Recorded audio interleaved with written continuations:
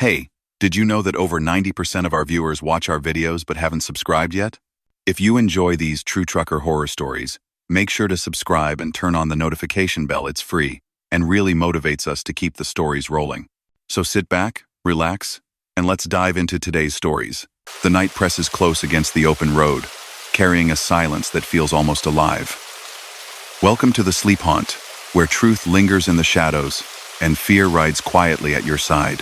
Tonight we bring you 6 true most haunting trucker horror stories, encounters born from lonely highways, forgotten rest stops, and stretches of darkness where something unseen followed just out of sight. Before we begin, we've set a goal. Let's reach 100 likes on this video. Tap that like button now and help us keep rolling deeper into the dark. And share your city and the time you're listening in the comments. Let's see who's awake with us on the night road. Now, settle in, breathe slow, and listen. The road remembers everything. Story number 1. The first snow of the season hadn't quite arrived, but the sky over the Great Plains carried that strange, metallic feeling that comes just before it. Daniel watched the clouds as he fueled up, a gray lid hanging over endless flat land. The air smelled like cold diesel and distant rain. He was on a night run, hauling electronics to a small town few people outside the region had even heard of. Dispatch had routed him along a lesser-used state highway to avoid construction on the main interstate. It would shave off an hour, maybe more, if the traffic was as bad as they feared. Daniel didn't mind. Night driving suited him. Fewer cars, fewer distractions, just the steady hum of tires and the long white stripes rolling past. He climbed back into the cab, checked the gauges, and pulled out, the fuel station lights shrinking in his mirrors until they were swallowed by the dark. The highway narrowed after a while, the wide shoulders giving way to ditches and scrub. Fields extended on either side, broken only by the occasional windbreak of bare trees. His high beams picked out fence posts and the reflective eyes of distant cattle. The CB, usually alive with banter and weather warnings, was almost silent. He flicked through channels anyway, more out of habit than hope. Static. He checked the GPS. The glowing screen showed a thin, pale line cutting straight east. No upcoming turns for nearly 100 miles. The estimated arrival time blinked reassuringly. He glanced down at the old paper atlas on the passenger seat. The route was there too, traced with a yellow marker he'd drawn himself before leaving the yard. Satisfied, Daniel settled in. The engine's low rumble became a kind of lullaby. His thermos of coffee sat in the cup holder, still half full, radiating faint warmth. The cab's heater whispered around his legs. Outside, the temperature dropped another degree. Miles slipped by. At first, he didn't notice anything unusual, just the relentless sameness of the plains. Then gradually, small things began to nag at the edge of his awareness. The mile markers. He passed one. Green, reflective, a blur of numbers. A little while later, another. He didn't catch the exact figures, but something about them bothered him. He leaned closer to the windshield the next time, squinting as the next marker appeared. The number was lower. He frowned. Maybe he'd misread it. Road markers could play tricks on tired eyes. Still, he turned the radio off to clear his head. The cab filled with the soft hiss of air and the distant moan of wind around the trailer. The next marker came into view.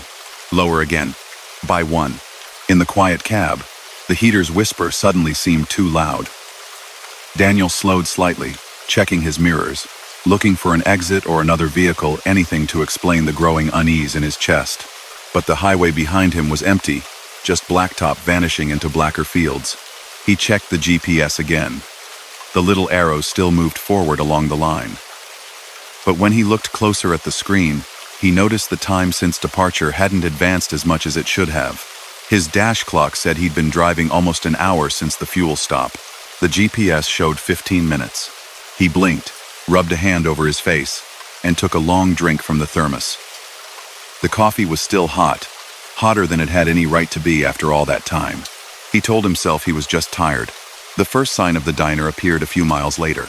A tall, freestanding sign loomed out of the dark, its old-fashioned neon letters humming faintly. Lone Pine Diner, open 24 hours. An arrow of light pointed down a small access road to the right. Behind it, through the murk, Daniel could just make out a low building and a flicker of warm light. He slowed instinctively.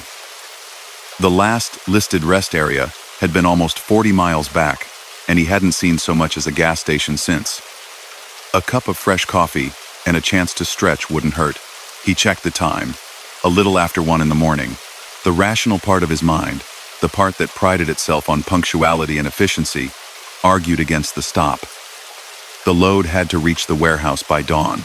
But another part, quieter and far older, whispered that it might be wise to get off the empty road, just for a little while. He flicked on the turn signal and eased onto the access road. The pavement here was narrower, and the truck's headlights spilled over grass and gravel at the edges, revealing a small gravel lot hugging the side of the diner. The building looked like something preserved from another era. Chrome trim catching the light, big front windows, a neon open sign buzzing gently by the door. There were only 2 vehicles in the lot, a pale sedan parked crookedly near the far end, and a boxy older rig with faded lettering on the side. Daniel eased his truck alongside the gravel, killed the engine, and sat for a moment listening to the sudden silence press in. Without the motor's vibration, the night felt oddly hollow, as though the world had emptied itself while he wasn't looking. He grabbed his wallet, pulled on his jacket, and stepped down onto the gravel. The air was colder than before, sharp enough to sting his nose. He breathed it in, letting the chill wake him further, and walked toward the glow of the diner's windows. Inside, the light had that soft yellowed quality of old fluorescent bulbs, humming faintly overhead. The interior was almost exactly what anyone would expect. A long counter with swivel stools, red vinyl booths lining the windows, a glass display case with pies beneath cloudy plastic covers. A small radio sat near the coffee pots at the back, playing some indistinct old song under a blanket of static. There were only 2 people inside. An older woman stood behind the counter, a white apron tied neatly around her waist, gray hair pinned into a bun. Her face was lined, but her eyes were bright and noticing. In the far corner booth, a man in a trucker's cap and heavy jacket sat alone, a plate of something untouched in front of him. His hat brim was pulled low, shadowing his features. The bell over the door gave a soft jingle as Daniel stepped in. "Evening," the woman said, though it was long past evening. Her voice was gentle, carrying easily through the nearly empty room. "Coffee? Please," Daniel answered, sliding onto a stool at the counter. His voice sounded a little too loud in the quiet room. She poured from a metal pot, the steam rising in pale curls. The coffee smelled strong but flat somehow, like it had been brewed hours ago and kept warm, though it was nearly as hot as if it had just been made. "Pie?" she asked, nodding toward the display case. "Helps keep drivers awake," he considered, then nodded. "Sure. Apple if you've got it. Always do." She turned away, her steps making no sound on the linoleum floor. Daniel glanced toward the corner booth. The man there hadn't moved since he entered, hadn't looked up, hadn't touched the fork beside his plate. Something about the stillness bothered Daniel more than he wanted to admit. He took a sip of coffee and checked the clock on the wall. It was one of those big round ones, with bold numbers and black hands. The kind found in school halls and waiting rooms. "Ardandling Sifen," he frowned. That couldn't be right. His dash clock had said 1:12 when he pulled in. Had he misread it? Time could stretch on the road. Minutes blurred. Maybe he'd driven longer than he thought. Yet his phone, pulled from his jacket pocket, still read 1:18. He checked the clock again. 2:07. The second hand swept around smoothly, ticking off the seconds. The waitress returned with a plate of pie. The crust was golden, the filling glossy under the diner's lights. It looked perfect. He picked up his fork. The first bite tasted like nothing. The texture was right. The warmth comforting against the chill that clung to his bones. But there was no sweetness, no spice. As if someone had carefully baked the idea of a pie and left out the rest. He ate another forkful anyway, more for the ritual than the flavor. His eyelids felt heavy when he blinked. "You been on this route long?" the woman asked, topping off his cup even though he'd barely taken 2 sips. "First time, actually," he said. "Dispatch sent me this way to avoid construction. Didn't know there was a diner out here." Her smile didn't quite reach her eyes. "Most don't. Not the first time." A faint chill feathered down his back. "Quiet night, huh?" he tried. She glanced toward the corner booth. The man there stared straight ahead, unmoving. "Quieter than some," she answered.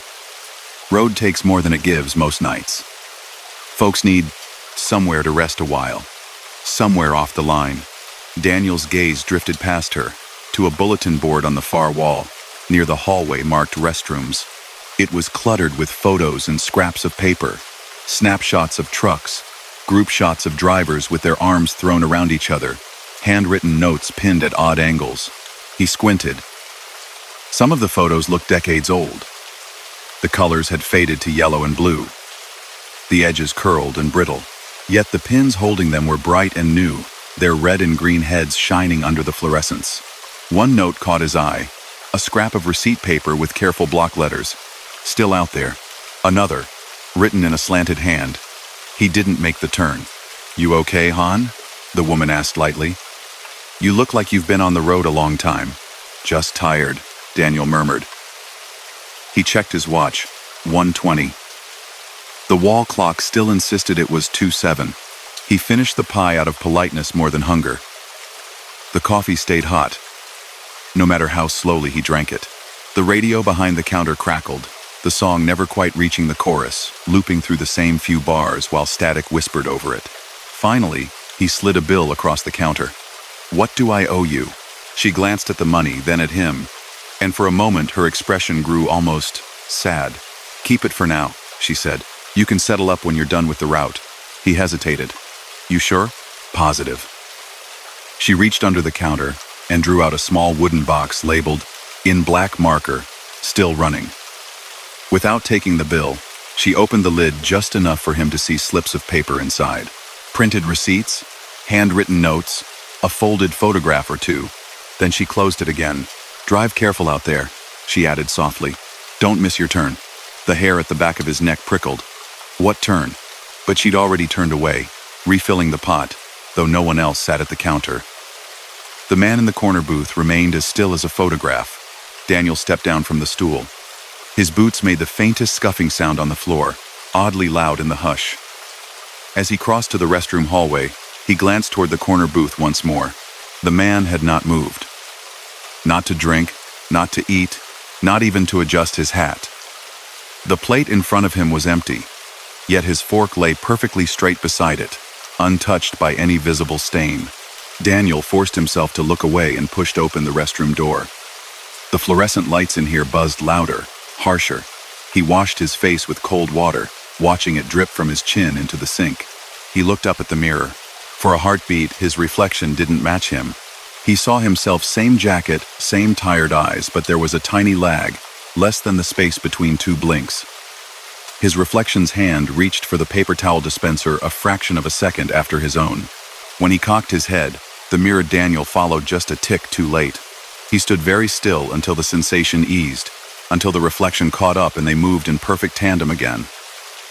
Then he dried his hands and left the restroom without looking back. The diner seemed slightly different when he stepped out. The lighting felt dimmer, the hum of the bulbs lower in pitch. The smell of coffee and fryer oil had grown faint. The clock on the wall still read 2:07. The man in the corner booth was now looking at him. Daniel froze. Under the brim of the cap, the man's eyes were dark. Not in color, but in depth. As if someone had drawn deep hollows where eyes should be. His face was wrong in a way Daniel couldn't put into words. The features were their nose, mouth, stubble, but they didn't quite add up to a person, like a mask that had been carefully shaped and then left unfinished. The man's lips moved, but the voice, when it came, sounded as though it were coming through a CB speaker from very far away. "Eastbound," he said. "You missed your turn." The words made Daniel's skin crawl. He didn't remember telling anyone which direction he was heading. He managed a stiff nod, muttered a thank you toward the counter that might have been aimed at the woman, and pushed through the front door into the cold night air. The sky felt closer now, lowered somehow. The clouds churned slowly overhead, hiding the stars. His truck loomed in the gravel lot, familiar and solid. Relief washed through him at the sight of it. As he climbed back into the cab, he noticed something that made his stomach twist. His fuel gauge needle sat slightly higher than it had before he stopped. Just a hair, but higher, as if someone had topped off the tank while he was inside. He hadn't heard another engine, Hadn't seen anyone move in the lot. He fired up the truck. The engine roared to life in a comforting vibration. He took a long, steadying breath, buckled in, and steered back toward the access road, the diner's neon sign buzzing faintly behind him.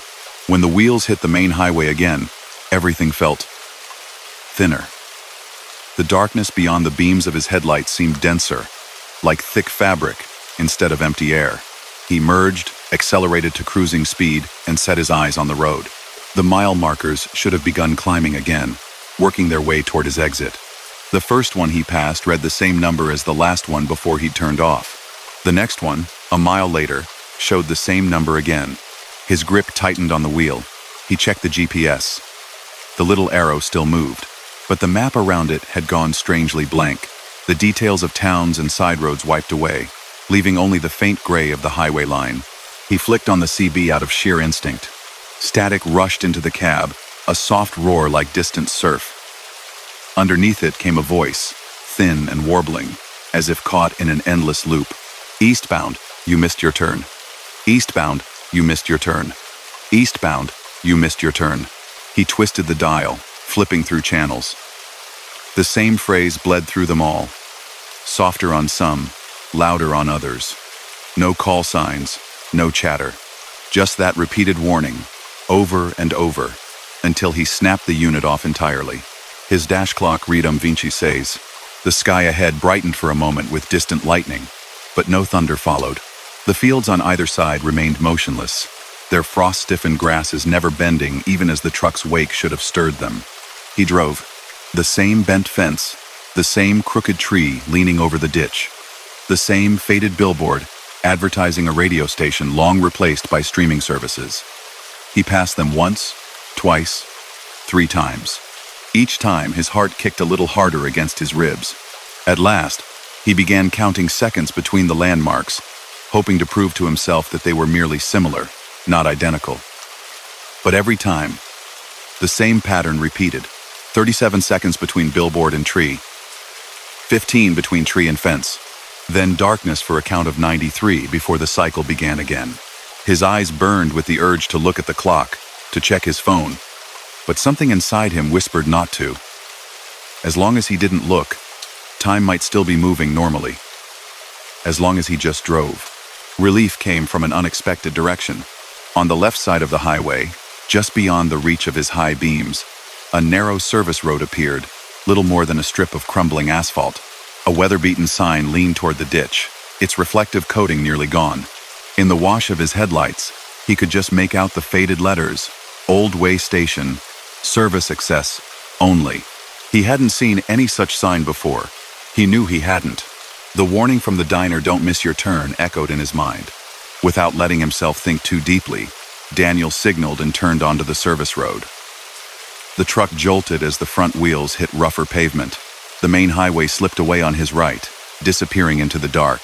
For a second, the air around him seemed to thicken. Sound dulled, as if someone had thrown a blanket over the entire world. The engine's roar muffled to a low hum. Even his own breathing sounded distant. Then, slowly, new sounds crept back in. First, a faint buzzing that grew into a kind of whispering roar. Then the creak of his suspension as the road beneath him dipped and rose.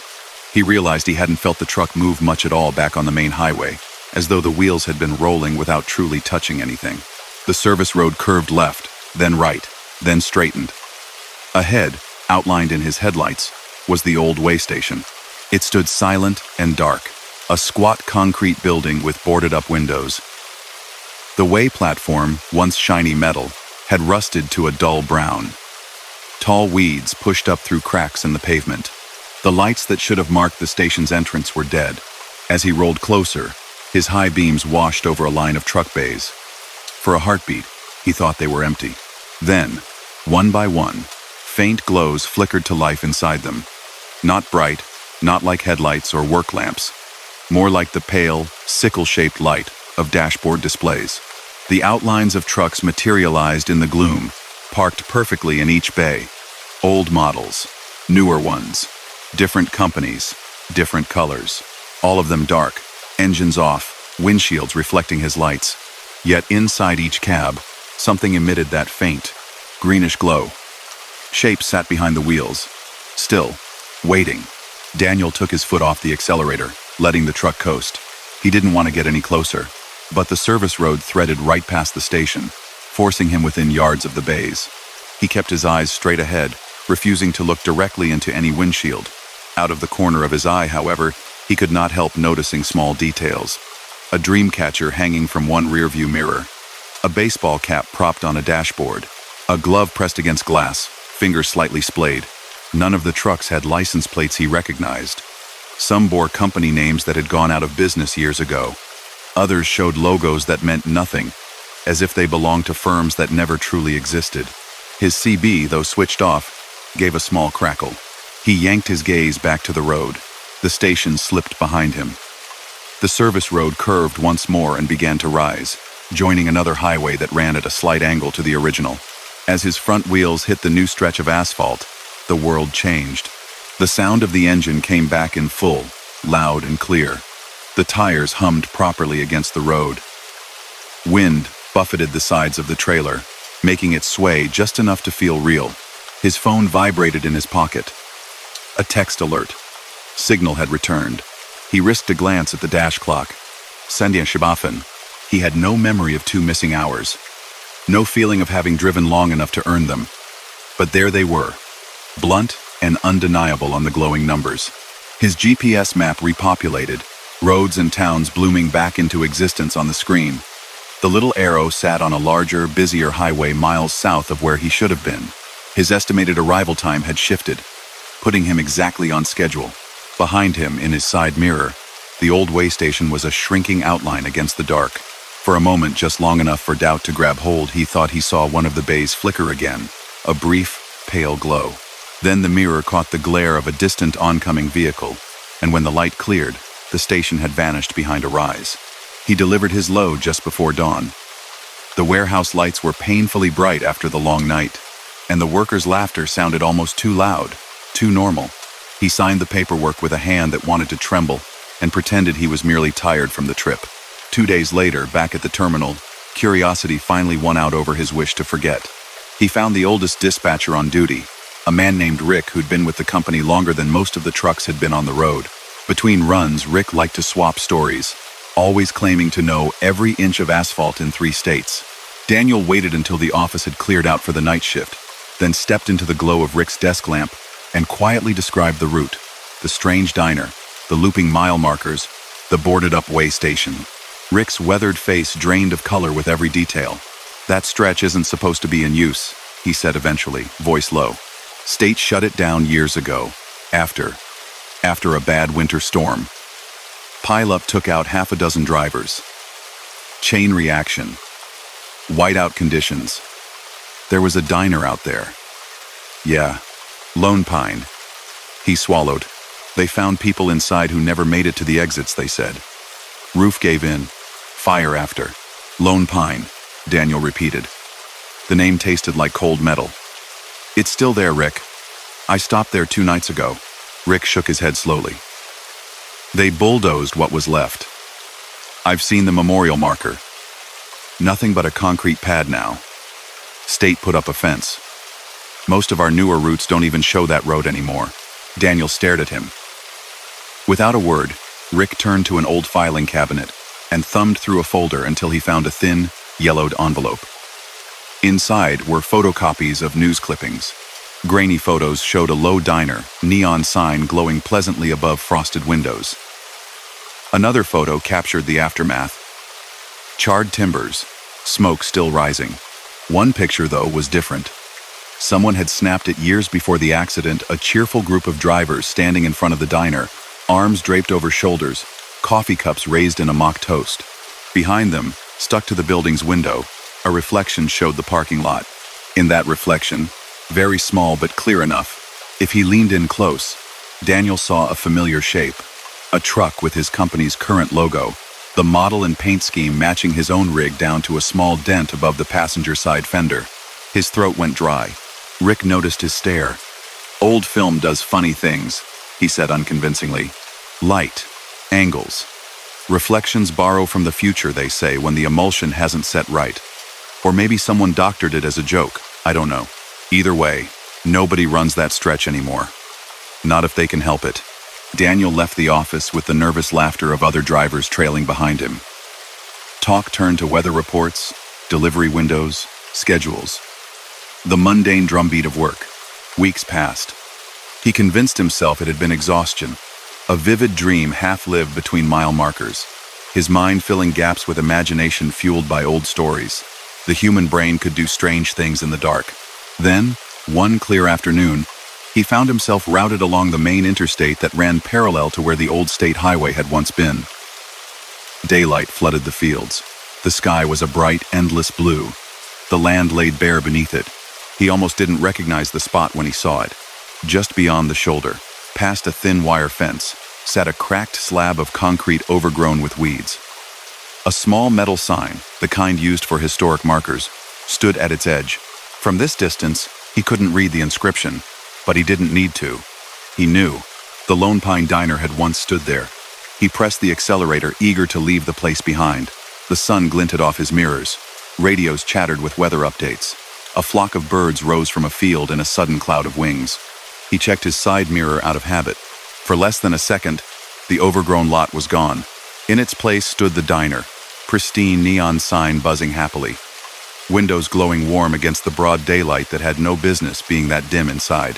A figure stood behind the glass, hand resting on the sill as if waiting. The shape was indistinct, blurred by distance and motion. But he thought he saw gray hair pinned up, a white apron.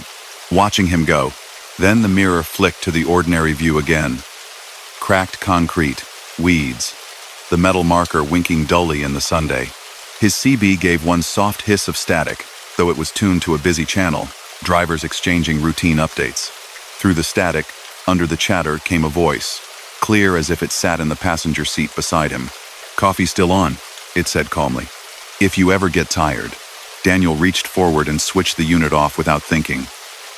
His hand trembled on the dial. The road stretched ahead, sunlit, harmless, carrying him toward his next stop. That night, parked safely in a well-lit truck stop full of other rigs and the comforting clatter of dishes and televisions, he lay in his sleeper berth listening to the distant hum of engines on the freeway. Every rumble sounded, for a while, like someone circling a place they couldn't leave, tires tracing the same loop over and over around a diner that shouldn't exist. He slept eventually. Drivers always did. Miles waited for no one. Somewhere out on a forgotten highway, a neon sign buzzed to life over an empty parking lot, casting its soft glow over a door that no longer stood. Inside, a clock ticked endlessly toward 2:07, and a bulletin board waited for one more photograph. Story number 2. On the map, the mountain road looked simple enough. A pale line twisting through green. One tunnel marked like a short scar across the ridge. It didn't look any different from a dozen other routes cutting through the Rockies. To Maria, who had been driving long haul for over a decade, it was just another way from one side of the country to the other. Dispatch gave her the change in plan at the last minute. A rock slide had closed the main interstate overnight, and the company didn't want delays. The alternate route used an older state highway and a tunnel that most of the younger drivers had never heard of. Lancaster Pass Tunnel, the dispatcher read off the screen. Adds about 30 minutes. You'll still make the window. Maria shrugged, cradling her phone between shoulder and ear as she signed the revised paperwork. Tunnel, mountain, same thing. I'll go careful. Yeah, the dispatcher said. He hesitated a fraction too long. Watch the weather. They say fog's moving in up there after midnight. Fog, rocks, mountains, none of it worried her much. She'd run worse. What did stick with her was the way he'd paused before hanging up, as if there was something else he wanted to mention and decided not to. Later that evening, at a truck stop just before the foothills, she heard the tunnel's name again. She sat at the counter nursing coffee, her rig parked under the sodium glow of the lot lights. A few stools down, 2 older drivers talked quietly over their plates. They looked like they'd been on the road since before she was born. Faded caps, permanent squints, the sort of tired that settled into a person's bones. Rockslide took out half the westbound, one of them was saying. They're sending folks up Lancaster tonight. The other driver shook his head. They still running that tunnel after dark? Thought they restricted it years ago. Maria kept her eyes on her coffee but listened closely. Officially? No restrictions, the first man answered. Unofficially? Well, you know how it is. People talk. His companion snorted softly. Yeah, people talk. They always have a story when something feels off. You can't get over a mountain without someone swearing it's haunted. I drove Lancaster plenty of times in daylight, the first one insisted. It's fine then. It's the night runs that are wrong. You hear things in there. Feels too long. Like the exit doesn't want to come. Maria glanced their way. Lancaster Pass Tunnel? She asked casually. Dispatch just routed me through it. Both men turned to look at her, their expressions shifting. Not quite fear. Not quite amusement. Something caught between the two. You running it tonight? The man with the squint asked. She nodded. Supposed to hit it around 1, maybe a little later. They closed the interstate. He wiped his mouth with a napkin, considering. You new to this region? Not really. I don't usually cut across this particular pass, that's all. She shrugged. Is there something I should know? For a moment, he looked like he might brush it off with a joke. Then his gaze went past her, towards the dark windows, where the night pressed its face against the glass. Old accident, he said finally. Long time ago. Before your rig was even built, I'd bet. Chain reaction mess in that tunnel. Smoke, bad visibility, folks panicking. Cost a lot of lives. Some people say, well, you know how rumors grow. They say the place kept the echoes. His friend made a dismissive gesture. It's a tunnel, not a ghost story. You keep your speed, keep your lane, you're fine. Just don't stop unless they force you to. That's all anyone ever needs to remember in a tunnel. The squinting man nodded slowly. That part's true. Don't stop. Especially not in Lancaster. And if you hear anyone call your name on the CB when there's nobody behind you, just turn the volume down and focus on the road. The advice was so oddly specific that Maria felt a small, involuntary chill. She laughed it off, left a tip beside her untouched pie, and walked back to her truck. The sky over the mountains was a dark, indifferent sweep, stars hidden behind gathering cloud. She checked the load one last time, palm brushing the cold metal of the trailer's latch, then climbed into the cab, sealed herself in, and pulled out onto the highway. The road wound upward in steady curves. Town lights dropped away behind her, replaced by scattered farmhouses, then by nothing at all. Trees crowded closer, dark silhouettes against darker slopes. The world narrowed to the reach of her headlights and the dashboard's soft glow. She liked this part of driving usually. Just her, the engine, and the ribbon of asphalt. Tonight, the silence felt thicker though, as if the truck were climbing not only into higher air, but into a different kind of space altogether. Around midnight, a low, heavy fog began to slide down from the peaks. It wasn't the patchy kind that came and went in swirls. It moved like one continuous mass, swallowing the treetops and then the shoulders, finally pressing right up to the edge of the road. Maria flicked her fog lights on, reduced her speed, and took a measured breath. White moisture smeared across the edges of her windshield, illuminated in bright, shifting sheets by her own beams. The GPS marked the miles ticking by. Lancaster Pass Tunnel, 11 miles, then 9, then 6. Her CB crackled occasionally with distant chatter drivers on other routes. Someone complaining about snow flurries 2 states away, another talking about a blown tire. All normal, all harmless. She let the voices wash over her, more background noise than conversation. As the sign for the tunnel drew nearer, the chatter thinned. One channel went to static, then another. She cycled through them with a slow turn of the dial, listening for anything clear. More static. A faint hiss, like someone whispering at the edge of hearing. She frowned and went back to her regular channel, leaving it there even though it had gone quiet as well. The silence felt different from the natural dead zones she'd grown used to. Those came and went quickly, replaced by sharp bursts of sound as soon as the truck crested a ridge or rounded a bend. Here, the quiet settled in and stayed. A green sign loomed out of the fog. Lancaster Pass Tunnel 2 miles. Turn on headlights. No stopping. As if anyone needed the reminder, she thought. The road narrowed, guardrails rising higher on either side, the trees retreating as the rock walls closed in. The fog pressed closer, now less a cloud and more a living thing, sliding along the metal with soft, wet sounds. Then, through the mist, she saw the tunnel's mouth. It appeared almost suddenly, a black archway cut into the side of the mountain, ringed with lights that glowed a dull yellow, blurred by the dense air. The sign overhead, battered and streaked with soot, read, Lancaster Pass Tunnel, 1.3 miles. Keep right. Radio Channel 19. As the truck rolled under the arch, Maria's radio let out a sharp pop. The outside world cut off at once. Sound changed inside the tunnel. The engine note bouncing back from the concrete, tires humming on the smoother surface. The fog didn't follow her inside. It stopped just at the threshold, leaving the air within strangely clear. The tunnel walls stretched away into the dim distance, lit at intervals by cycles of overhead lights. There was no traffic ahead of her. No glow of taillights, no approaching beams in the other lane. Just a faint curve, hinting that the far end of the tunnel arced out of sight. Maria checked her speed just under the posted limit and settled in. One hand on the wheel, one resting lightly near the gear shift. She glanced once at the GPS. The arrow moved forward across a small gray rectangle marking the tunnel's length. A few seconds later, she looked again. The arrow hadn't moved. She blinked. It was probably just a delay, a momentary loss of signal. She'd seen that plenty of times in deep passes or dense urban areas. She concentrated on the road, letting the steady rhythm of the overhead lights create a metronome in her mind. Yellow-white. Darkness. Yellow-white. Darkness. A minute passed. Maybe two. Out of habit, she glanced at the GPS again. The arrow still sat at the tunnel's entrance, hovering at the same spot. No progress, no signal bars. Just a frozen position. Maria exhaled, slow and controlled. Fine, she murmured to the empty cab. We'll do it the old-fashioned way. She kept her eyes forward, starting an internal count to track distance. At this speed, it shouldn't take more than a couple of minutes to cover 1.3 miles.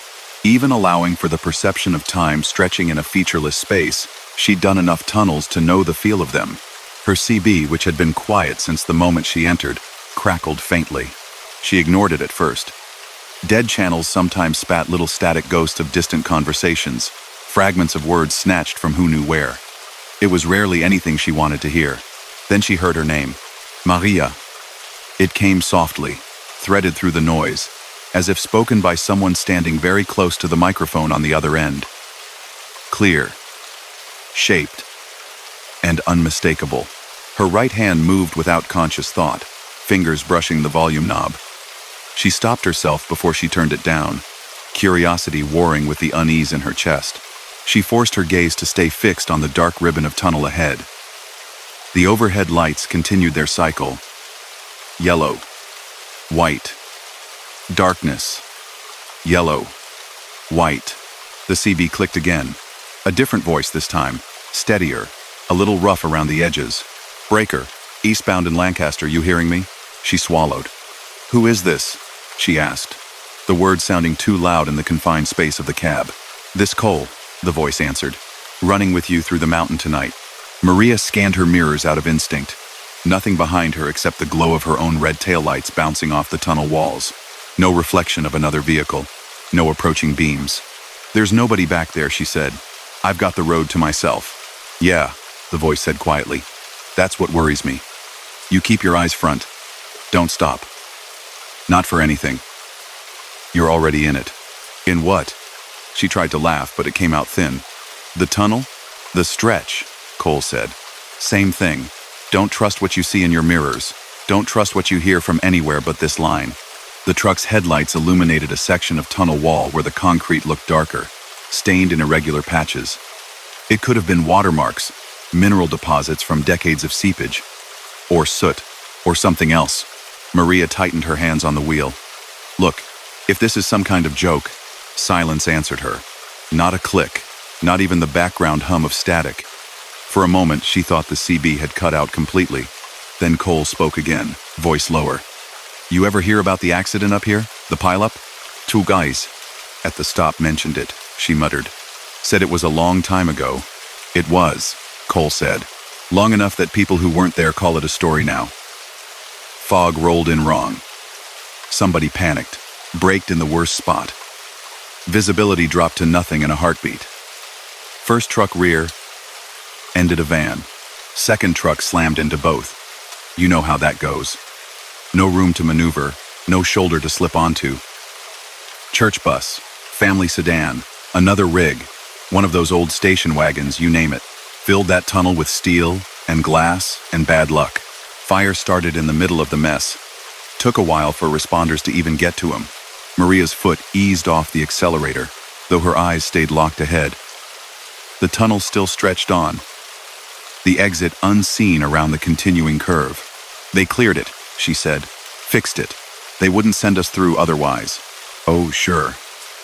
Cole agreed easily. They cleared it, hauled the pieces out, scrubbed the black off the walls, slapped on new paint where they could, closed it at night for a while. Then budgets got tight, weather changed, routes changed, time went by. People forgot the details, but the mountain remembers. Concrete remembers. Air remembers. Some nights, this stretch doesn't quite line up with the rest of the world the way it ought to. Static hissed for a moment, rising and falling like a slow breath. Tonight's one of those nights, Cole added. A shadow appeared in Maria's peripheral vision. In the mirror, just for a heartbeat, she thought she saw the faint, ghostly outline of another truck behind her. Old body style, rounded edges, dim headlights smeared by some invisible haze. She jerked her gaze back to the road before she could focus on it. Her pulse pounded in her throat. See it yet? Cole asked softly. The exit? She squinted ahead. The tunnel stretched forward, endless, curving gently to the left. No bright spot, no hint of daylight, no sign that the outside world existed beyond the concrete tube. I should be out of here by now, she said. This doesn't feel right. Because it isn't, Cole replied. Listen to me, Maria. In a minute, you're going to hear something you don't like. Maybe it's a horn. Maybe it's a bang from your trailer. Maybe it's somebody calling for help. You don't stop. You don't even slow down more than you have to. You stay in your lane. You drive for the light. There is no light, she snapped, more sharply than she intended. Fear made her voice thin. How long does this tunnel go on? Longer than it used to on some nights, Cole said. But it still ends. I'm proof of that much. The word struck her oddly. You made it through? You've run this before? Another pause. Then a soft chuckle, the kind that didn't quite carry humor. You could say that. Before she could ask what he meant, a sound came from behind her. A hollow booming noise, like someone throwing their weight against the locked rear doors of the trailer. The impact shivered through the frame, rattling her in her seat. She flinched, eyes instinctively darting to the left mirror. The trailer doors looked normal. No bulges, no dents, no sign of stress. Just the red glow of her own taillights washing across metal and concrete. The booming came again. This time it was followed by a higher sound, one that made her heart drop. A frantic, muffled voice. It was impossible to make out words through the engine noise and the thick insulation of the trailer, but the tone was unmistakable. Someone begging, desperate. Every training instinct she had screamed at her to stop, to check, to make sure no one had somehow gotten into her trailer back at the dock. No stowaway left freezing and terrified. Her foot hovered over the brake. Don't, Cole said sharply. It was the first time his composure cracked. You hit those brakes, you're never rolling out of here. There could be someone back there, she argued, even as her body kept her moving forward. If a worker got trapped, you checked your locks yourself, Cole reminded her. Remember? Before you left the stop. You know your load. You know your seals. And you know nobody climbed in that box without you noticing. The only thing back there is freight. The voice behind her rose in pitch, shrill with panic. It pounded at her ears, somehow louder than the engine, louder than the road roar. Please, it seemed to scream. Please, stop. Maria squeezed the steering wheel until her fingers went numb. Sweat gathered cold along her spine. It felt wrong to ignore that sound. Everything human in her rebelled at the idea of driving away from a plea like that. Not yours, Cole said softly. Not tonight. Drive, Maria. This place chews on folks who let it. She bit down on the inside of her cheek, tasting the faint tang of metal. The pain anchored her. She stared ahead at the curve of the tunnel, at the monotonous pattern of the lights. Yellow-white, Darkness, yellow-white. For the first time, she noticed that some of the lights were out. Entire sections ahead lay in deeper shadow, the overhead fixtures broken or dead. As she passed into one of those darker segments, the plea from the trailer faded as suddenly as if someone had turned off a switch. Silence rushed in behind it, almost as shocking as the noise had been. "Better?" Cole murmured. "You're doing fine. You just keep going. When you see something up ahead, remember what I told you.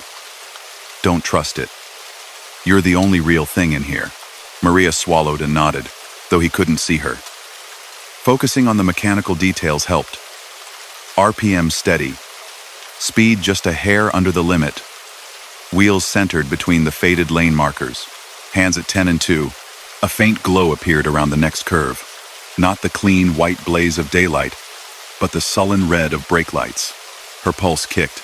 "There's a vehicle up ahead," she said. "Looks like a car, maybe broken down." "Yeah?" Cole answered quietly. "You're coming up on it. It's been waiting." As she rounded the bend, the car came fully into view. A compact sedan, dark-colored, sat squarely in her lane, angled awkwardly across the white line as if it had spun and come to rest there. Its hazard lights flashed anemically, their rhythm a little off, too fast, and then too slow.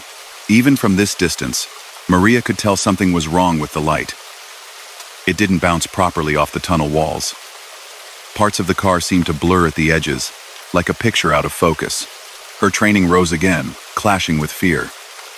A vehicle blocking a tunnel was serious. If she hit it, even at a low speed, she could jackknife, cause a new accident. If she tried to swerve too hard, she might clip the wall, lose control. "You see a shoulder?" Cole asked. "Anywhere you can go?" She scanned the concrete. The walls rose straight up from the lanes. No extra space, no emergency bay. "No shoulder," she said. "No room. I'm going to have to stop." "Or you keep going," Cole replied. "You ride the line, you split the distance, you trust the fact that that thing's not quite here, not the way you are." Her throat tightened. "If I'm wrong. If you're wrong and you break, you're not getting back up to speed." His voice was steady now, firm. "You'll sit and idle, and things that aren't supposed to touch you will realize they can. You listen to me. I've been where you're going." The sedan's hazard lights flickered wildly as she drew closer, stuttering faster, then slower, then freezing entirely for one long, unnatural beat. In that stillness, for a fraction of a second, Maria saw through the car. On the other side of it, perfectly aligned, was the tunnel wall. The car's outline went thin and gray, like a reflection on water. Then, as the hazards blinked again, it solidified, returning to opaque metal and glass. Her heart hammered so hard it hurt. Her palms were slick on the wheel.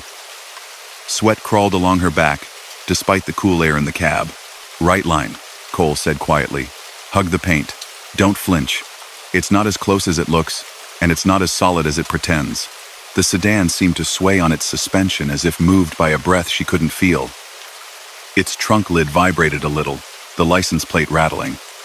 The driver's window was rolled down only halfway.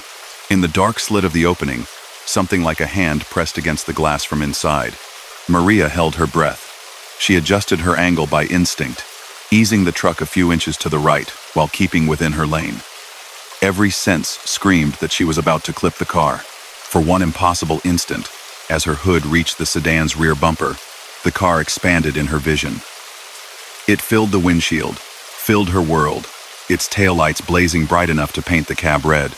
Then the truck passed through. There was no impact, no scrape of metal. Instead, a wave of cold washed through the cab deep, penetrating, so sudden that her teeth ached. The steering wheel felt rimed with frost under her fingers. Her breath fogged in front of her face, though the heater still blew steady warmth. In the mirror, there was nothing behind her but empty tunnel. Maria exhaled, a ragged sound punching out of her lungs. Her hands shook. She forced them to stay on the wheel, to keep the truck steady. "You're almost through," Cole said softly. "Exit's coming. Don't look back. No matter what you feel, no matter what you hear, when you see frost on the inside of your glass, that's them trying to see you. Don't give them what they want. Frost. She glanced reflexively at the edges of the windshield. A pale film had begun to form along the bottom corners, lacy tendrils creeping inward like thin fingers. The pattern was wrong for condensation, too organized, branching in delicate, purposeful ways. Within the frost, tiny, indistinct shapes moved, as if something pressed against the other side of the glass, breathing against it. Maria locked her gaze onto the road so sharply her eyes ached. Her peripheral vision caught only the faintest suggestion of the spreading white. She refused to look direct.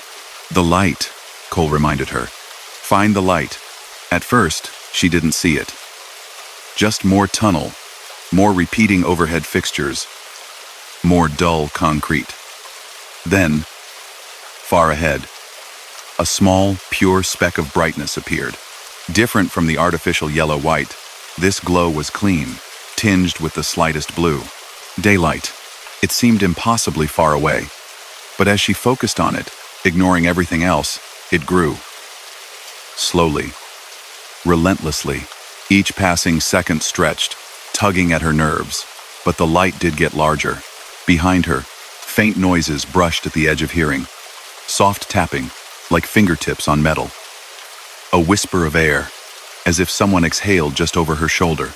Once, clear as a bell, a voice that sounded like her own mother's said her name in the tone from childhood, the exact way it had sounded when she'd scraped her knee on the back steps. Maria did not turn.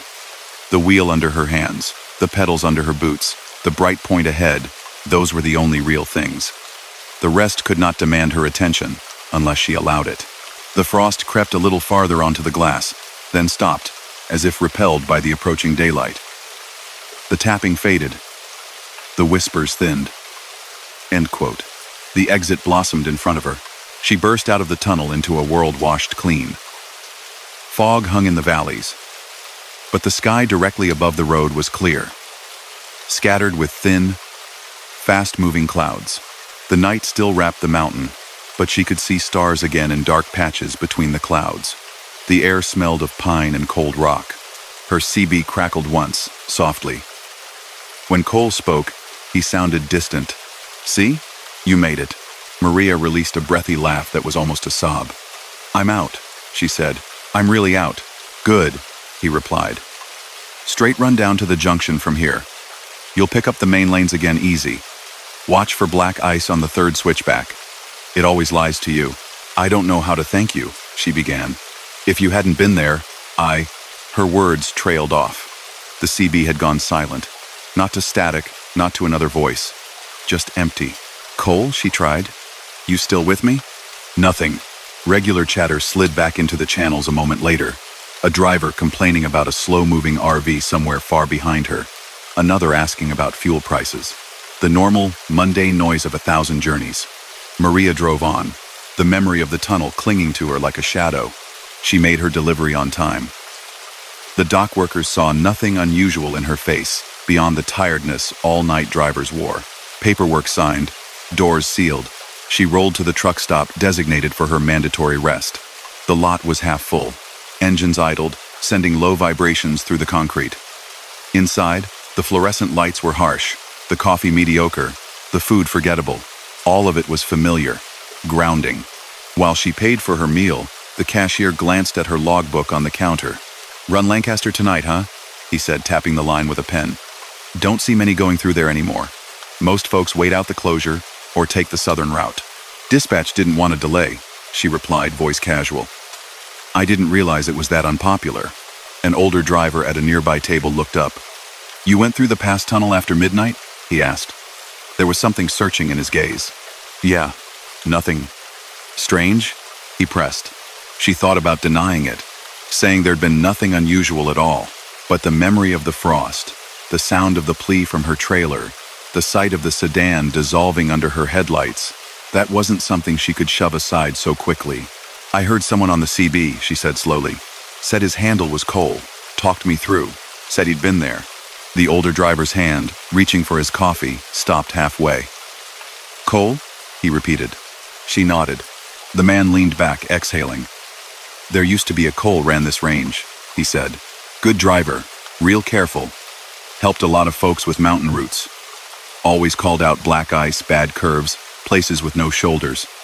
People trusted him. Used to be? Maria asked, though she already knew the answer. Yeah. The man's eyes slid toward the window, where the highway glowed softly in the distance. He was in the Lancaster pileup. They say he was in the middle of that mess trying to get out. Smoke as thick as oil. Last thing anybody heard from him was him on the radio telling the trucks behind him not to come in. Don't stop in here, he said. Whatever you do, don't stop in the tunnel. Then his rig went quiet. Silence settled briefly over the corner of the truck stop. A TV murmured somewhere. Dishes clinked. Someone laughed at a joke. Life went on. The older driver shrugged, a helpless little motion. People say a lot of things, he added, trying to lighten the heaviness. Signals bounce weird in the mountains. Voices get picked up and played back. Could be you just caught a fragment of some old recording. Could be your brain filling gaps. Long nights do that. Maria nodded politely and finished her meal. It was easier to let him believe that explanation. Easier to pretend she agreed. But later, sitting in her darkened cab with the curtains drawn, she pulled up footage from her dash camera. The video showed what she expected. The tunnel, the receding lights, the empty lanes. The section where the sedan had appeared was trickier. On the recording, the car looked wrong. It flickered in and out of existence, static crawling over its surface. Sometimes it was there, solid. Other times, a ghostly outline. Once, for 3 frames, there was nothing but the empty road where it had been. The audio, though, was the part that made her skin crawl. Her own voice sounded strained as she asked questions, argued, breathed too fast. Cole's voice, threaded through, was clear. Calm. The system had tagged the transmission as coming from Channel 19. When she scrubbed backward to just before she'd entered the tunnel, she saw her own hand clearly reaching to turn the CB off. The little orange light went dark. It never came back on, not until she was past the exit. Yet Cole's voice had filled that cab all the same. Weeks later, driving a different route in midday sun, Maria crossed a high bridge that offered a broad view of the mountain range off to her left. The peaks rose, snow-dusted, beneath a hard blue sky. In the distance, carved into the rock, she saw the mouth of a tunnel. Concrete barricades blocked its entrance now, and a tall metal gate sealed the arch. A sign hung across the gate in bold black letters. Closed. No entry. Structural damage. Beneath it, smaller and older, another sign had been left in place. Its paint faded but still readable. Lancaster Pass Tunnel. A memorial plaque had been set into the rock nearby. From this height, she couldn't make out the names on it, but she could imagine them. Drivers, families, travelers, caught on the wrong night. She checked her mirror out of habit. For a fleeting second, in the reflection of her own eyes, she thought she saw another cab over her shoulder. An old model, rounded fenders, sun-faded paint. A man inside it, one hand on the wheel, the other raised in a casual, reassuring gesture. When she looked again, it was only herself staring back. Sometimes on certain stretches of night highway, the CB would hiss softly in the quiet hours. Every so often, just as she was about to turn it down, a familiar voice would crackle through for half a second. Black ice ahead, it might say. Or, watch your downhill, no shoulder on the right. Quick, practical warnings. Nothing fancy, nothing dramatic. Each time, Maria would give a small, almost involuntary nod, acknowledge the advice aloud even if no one answered, and keep her rig steady. And when dispatch, months later, tried to route her through Lancaster again, citing clear weather and open lanes, she declined without hesitating. The tunnel would find someone else that night. Someone who didn't know to keep driving no matter what they heard in the dark. Story number 3. The stretch of interstate between Amarillo and the New Mexico line could feel like the longest road in the country at 3 in the morning. Out there, it wasn't just empty. It was the kind of emptiness that made Lena feel like her truck was the only solid thing on the planet. Her headlights tunneled through the dark, picking out low scrub and the occasional road sign. The sky was a smooth, moonless black. The stars washed out by a thin haze. The world beyond the beams might as well not have existed. Lena flexed her fingers on the steering wheel and rolled her shoulders against the seat. The low drone of the engine vibrated through her, steady and constant. Her thermos of coffee sat within reach, long since gone lukewarm. The dash clock read 2:47 a.m. She'd been running hard for 10 hours, hauling a trailer full of dry goods toward Flagstaff. All she needed was a safe place to shut down for the night. A big, well-lit truck stop with enough parking for her rig and maybe a halfway decent sandwich. Dispatch had flagged a stop on her route notes, but she hadn't seen a proper plaza in over an hour. Her GPS screen glowed faint green on the dash. The map showed their tiny arrow rolling west along the interstate. A small icon blue, with a fork and bed symbol, sat 8 miles ahead, labeled Orion Gateway Travel Plaza. Lena frowned. That name didn't sound familiar. She'd run this route 3 times in the past year, and couldn't remember ever seeing it. Truck stops didn't just appear overnight. Deals had to be made, permits filed, construction crews hired. Fleet gossip usually carried that kind of news quickly. She reached over and flipped the CB to a common channel. "Any westbound out here between Amarillo and the New Mexico line?" she asked. "You folks know an Orion Gateway Plaza, about 8 miles ahead?" Static whispered back at her. After a moment, a tired-sounding male voice came through, faint but clear. "You talking about the big new one? Lights like a stadium?" "Yeah, I passed it a couple nights back. Looks nice. Kinda empty, though." "Empty?" Lena echoed. "Brand new," the voice said. "Give it a few months. They'll all be fighting for spots." "You stopping in?" "Thinking about it. Food court's open late," the driver added. "Bathrooms are different. You'll see." Before she could ask what that meant, the signal faded into static again. Lena tried the channel twice more, but got no reply. She clicked the CB off. The desert rolled on. A low wind had picked up, carrying little puffs of dust across the asphalt that looked like ghostly, shifting shapes in her headlights. 5 miles later, she saw the first sign. Orion Gateway Travel Plaza. Trucks welcome. Next right 3 miles. The sign was new, its reflective surface unscarred by years of weather or stones. A stylized constellation glowed along the top, 3 bright stars linked in a row. She checked her mirrors, nothing but the dark, empty road behind. The sky seemed even lower here, pressing down on the desert. Her eyes burned with the ache of fatigue. Yeah, a stop was a good idea. 2 more signs warned of the upcoming exit. The last one boasted 200 truck spaces, showers, lounge, open, 24 hours. It almost sounded too good to be true for a remote stretch like this. The off-ramp curved away from the interstate, dipping into a shallow basin. As Lena followed it, the plaza rose into view beyond a low ridge. The driver on the CB had been right. The place was huge, lit up so bright it turned the surrounding scrublands into a pale ghost of day. Row after row of tall light poles lined an enormous parking lot.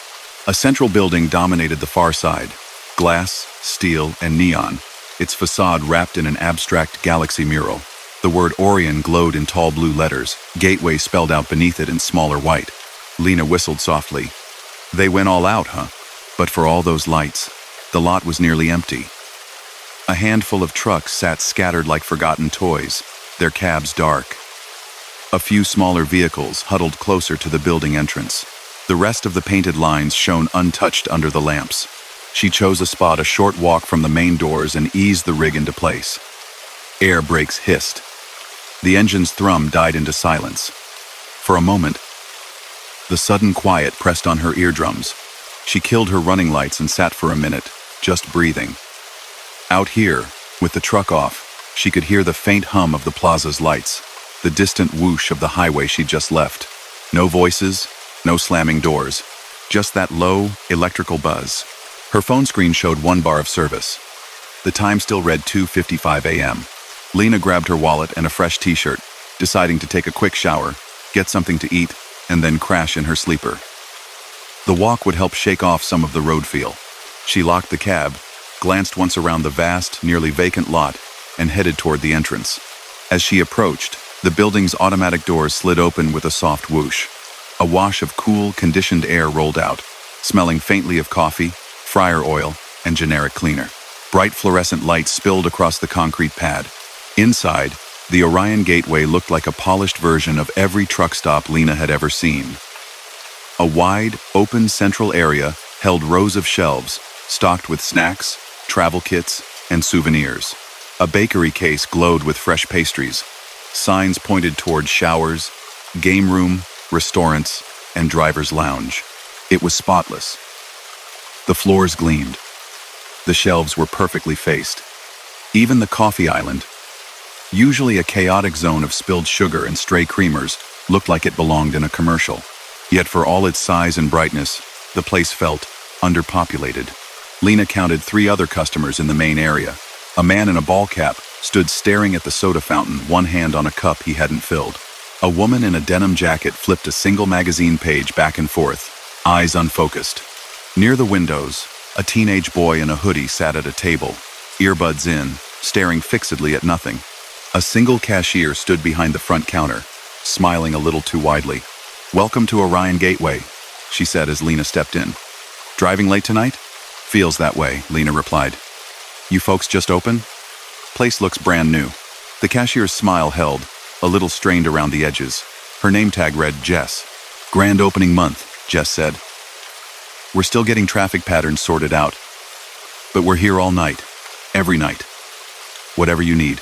Her voice sounded normal, but something about the way she said, "all night, every night," made Lena's skin prickle. A little too practiced, maybe, like she'd said it 1,000 times already. "Showers that way?" Lena nodded toward the sign.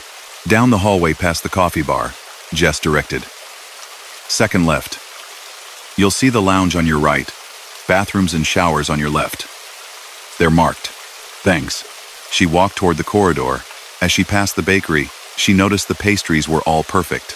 Every muffin dome the same height, every donut round and unblemished, identical sprinkles distributed with almost eerie symmetry.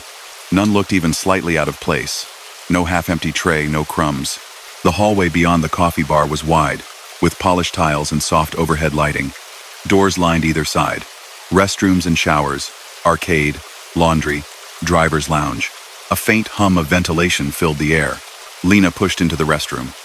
The lights flickered as she stepped inside once, like a blink, and then steadied. The space was large, bright, and empty. Mirrors stretched across the wall over a long bank of sinks. Each sink was spotless. No water drops, no stray paper towels. Dispensers were full, paper rolls neatly trimmed. She showered quickly, letting the hot water hammer some of the road stiffness out of her muscles. The water pressure was perfect, the temperature rock steady, almost too perfect, like someone had dialed in the exact desirable settings from a manual.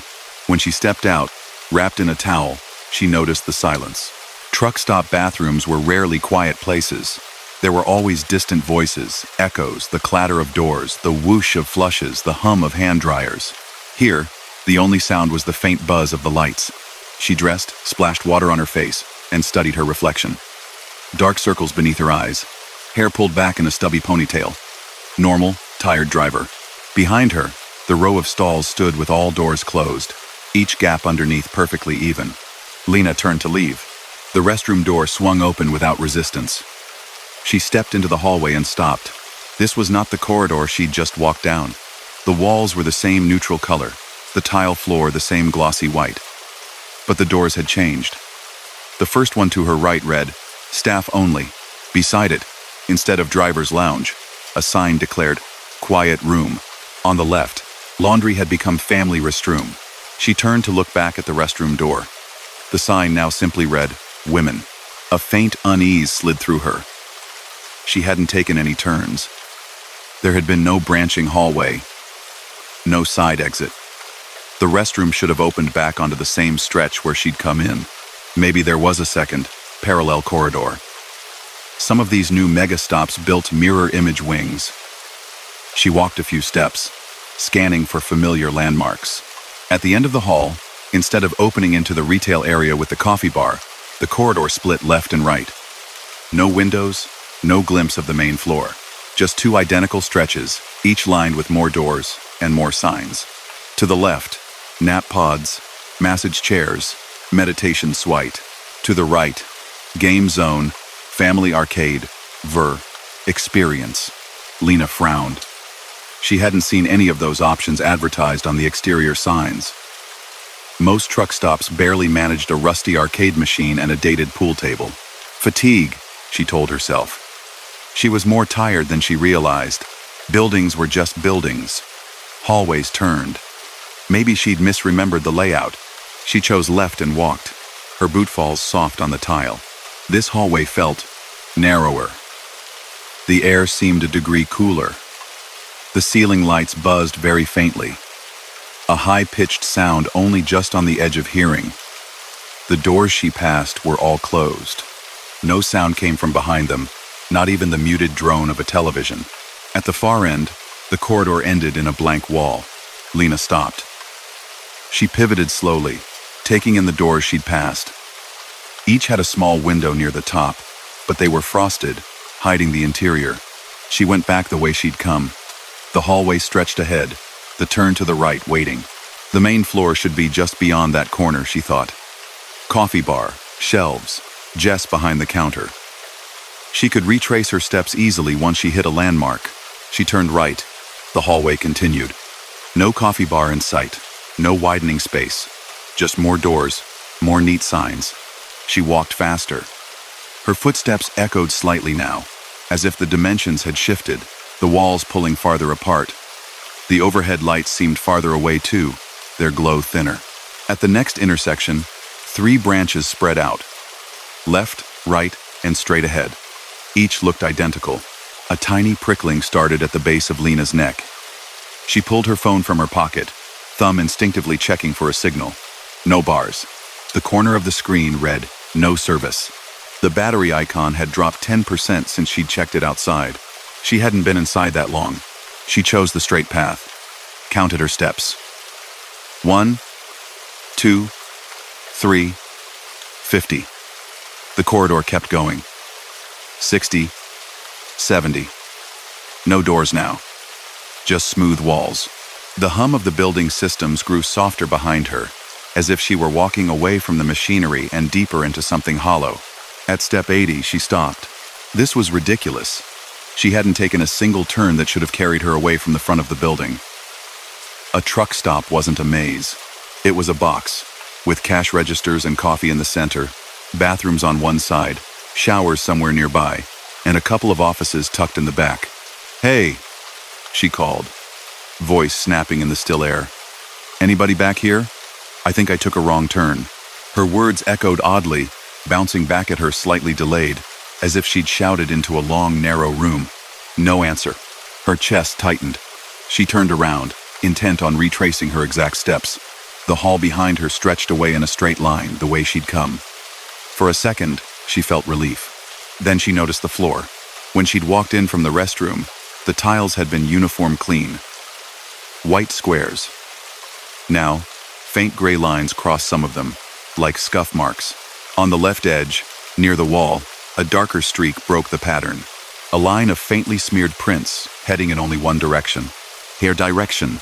Her breath fogged faintly as she exhaled. The air felt cooler on her face. She followed the scuffs back, heart knocking. After what felt like too many steps, she reached a junction the three-way split again. Or a three-way split that looked like it. The smudged line curved slightly to the right. She took that path, trusting her own trace marks more than the building's geometry. The corridor narrowed. The lights here were dimmer, some flickering with a soft, stuttering rhythm. The air smelled faintly different, too less of cleaning fluid, more of dust and something metallic. Halfway down, a door broke the monotony on her left. Its sign read, "Employees only. Please see manager." Underneath, handwritten in marker, someone had added, "No access." Lena hesitated, then knocked. At first, there was nothing.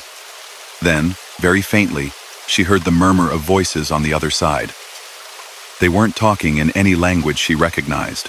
It sounded like the low rumble of announcements filtered through too many walls, all consonants and breath. Her skin prickled.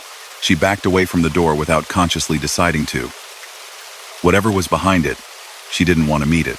The line of scuffs continued. She followed.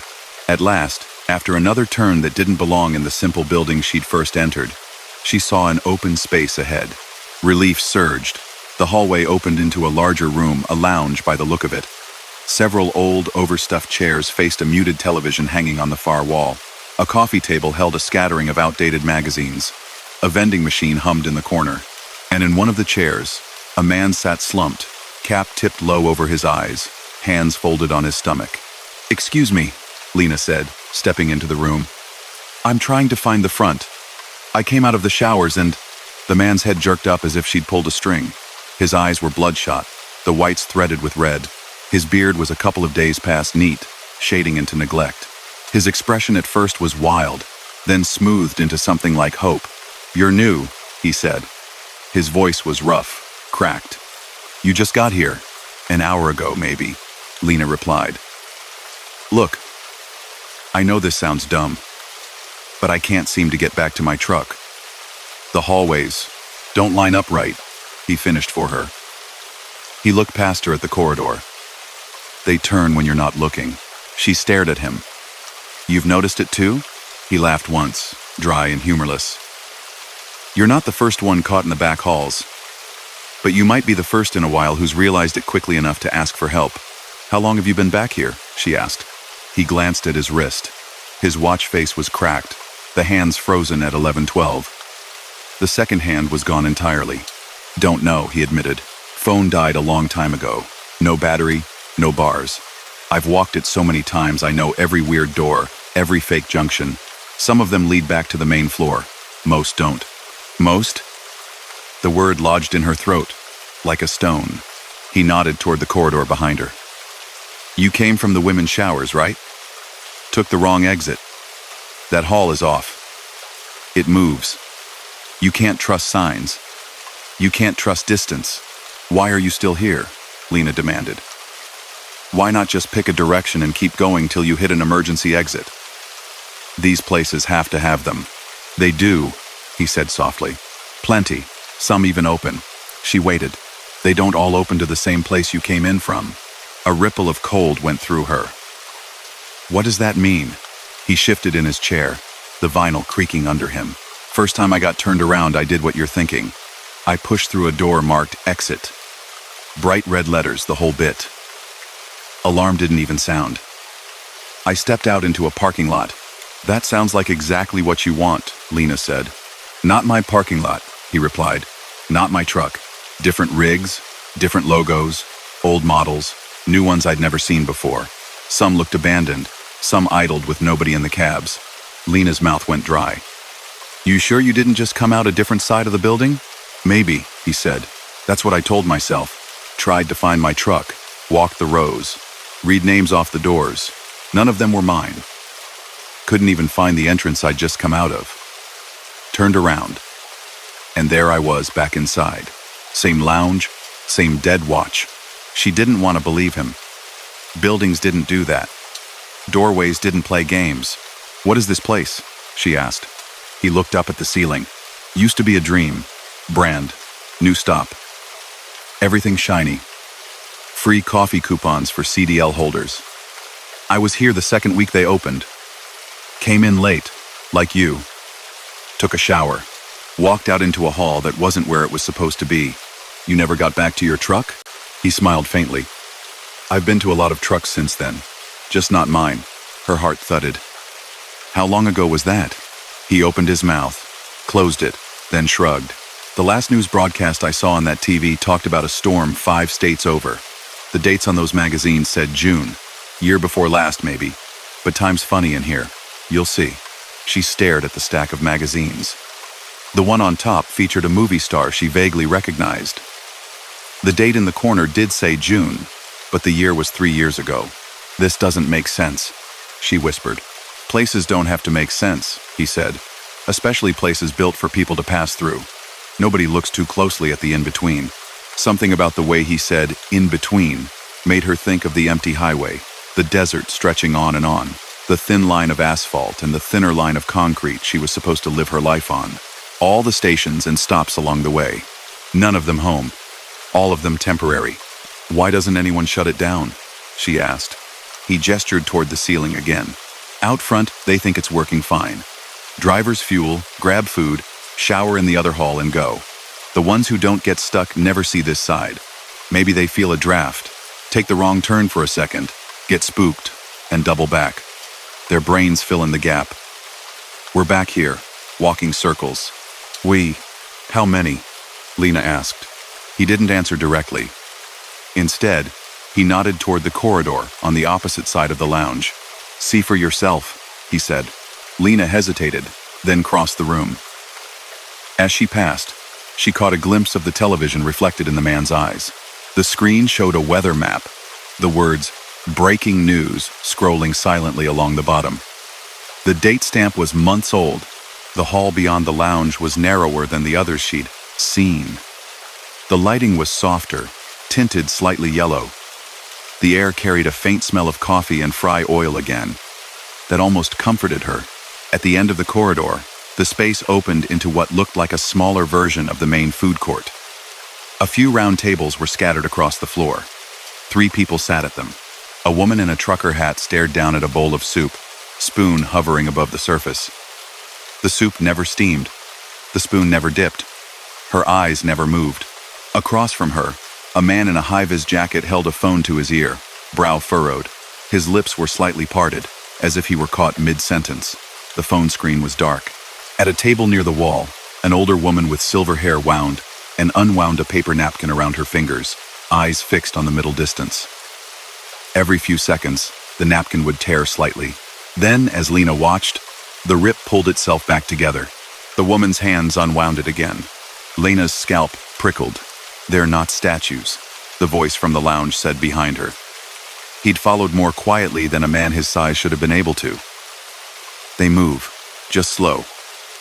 And they don't see us much." "What are they?" Lena asked, throat tight.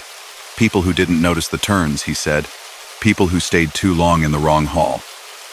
They found something that felt like what they needed and stopped there. Now the place uses them, fills in its empty seats with them, makes things look normal when someone glances through from the real side." "The real side," she repeated.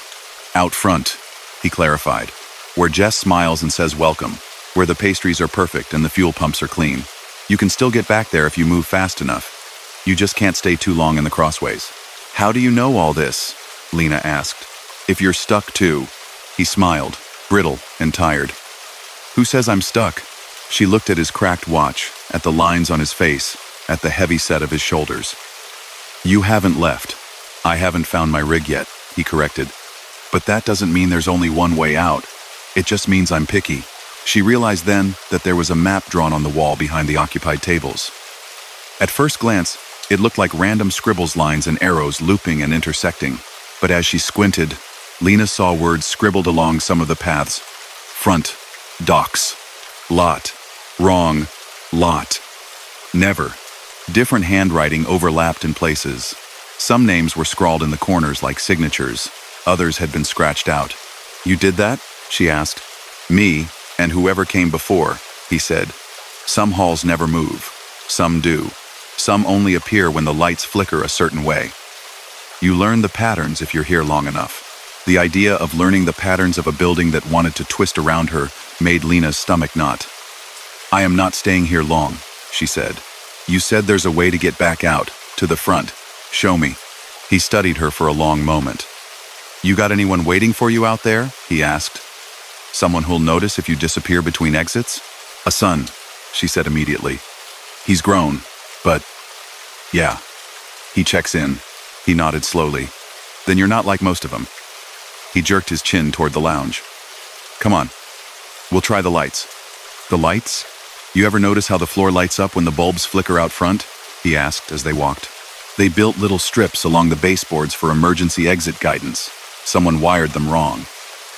Back here, when the overheads sputter, the floor shows you where it wants you to go, even when you shouldn't." "That doesn't sound helpful." "It is, if you walk the other way." They reached a junction where 3 hallways met. Overhead, one of the long fluorescent fixtures clicked. The light buzzed, dimmed, went out for a heartbeat, then flared back to life. For that brief instant, a faint line of pale blue points had glowed on the floor, tracking along the right-hand corridor. "Did you see it?" he asked. Lena nodded. "The floor lights. They always point you deeper," he said. "Emergency guidance, my foot. But if we go left when they say right..." He tipped his head toward the darker hallway. "That's taken me to the front 3 times out of 5. Odds aren't great, but better than nothing. 3 out of 5? She repeated. What about the other 2? His smile thinned. One time I ended up in a storage section full of old signage. Nothing dangerous. Just stuck a while. The other time, he didn't finish. He didn't have to. The air between them felt suddenly colder. We'll aim for 3 out of 5 tonight, he said. You ready? No. Yes. They waited until the lights flickered again. This time, Lena watched the floor closely. The blue points pulsed faintly along the center hallway, drawing a line like a leading trail of crumbs. He tapped her elbow and turned into the opposite hall. This stretch felt wrong from the first step. The proportions were slightly off. The ceiling seemed lower, the walls closer. The acoustics changed too. Her footsteps sounded duller, as if the air here was thicker. Halfway down, an exit sign glowed over a plain metal door. The letters shone a deep, luminous red, easier on the eyes than the harsh neon usually used. No alarm on that one, he said. It leads somewhere. Question is, where tonight? Do we have another choice? She asked. We always have a choice, he said. You want to keep walking halls, hoping you hit the right front door? Or you want to roll the dice and open it? Her mind flashed on her truck sitting alone in the lot, her logbook in the cab, her route ticking onward without her. Her son's number in her phone. We open it, she said. He nodded once. You go first. If it's wrong, let go of the handle and don't look back. Whatever you see, don't stare.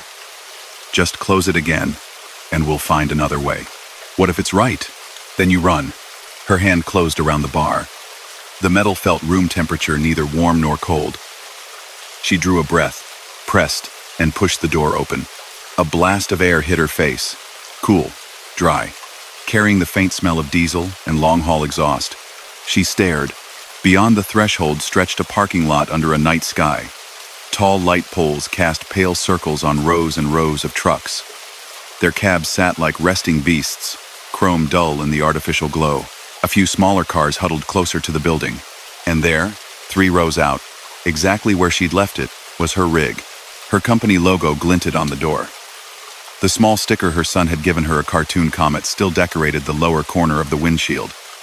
Her trailer, white and anonymous, waited docilely behind. It's mine, she whispered. Behind her, the man didn't move. Step through. She did. The air changed as soon as she crossed the threshold. The hum of the building muffled, replaced by the distant thrum of idling engines and the high, insect-like whine of the lights. She turned, expecting to see him behind her, ready to follow. He stood just inside the doorway, one hand resting lightly on the frame. Beyond him, the hallway stretched back, dim and endless. Come on, she urged. It's the right lot. You can get out too. His eyes met hers. In them, she saw longing and something heavier. You can, he said. You still remember exactly where you parked, what time you came in, how long you meant to stay? You're still on someone's clock. He shook his head slightly. Me? I've walked too many doors. Tried too many lots. Lost track of what's mine. If I go out there, I might never be sure if I got it right. Place might not let me come back in if I don't. Why would you want to come back in? She demanded. He glanced over his shoulder at the hall. Someone has to draw the maps, he said quietly. Someone has to tell the new ones not to sit down at the wrong tables, not to follow the blue lights. You found me fast. Not everybody does.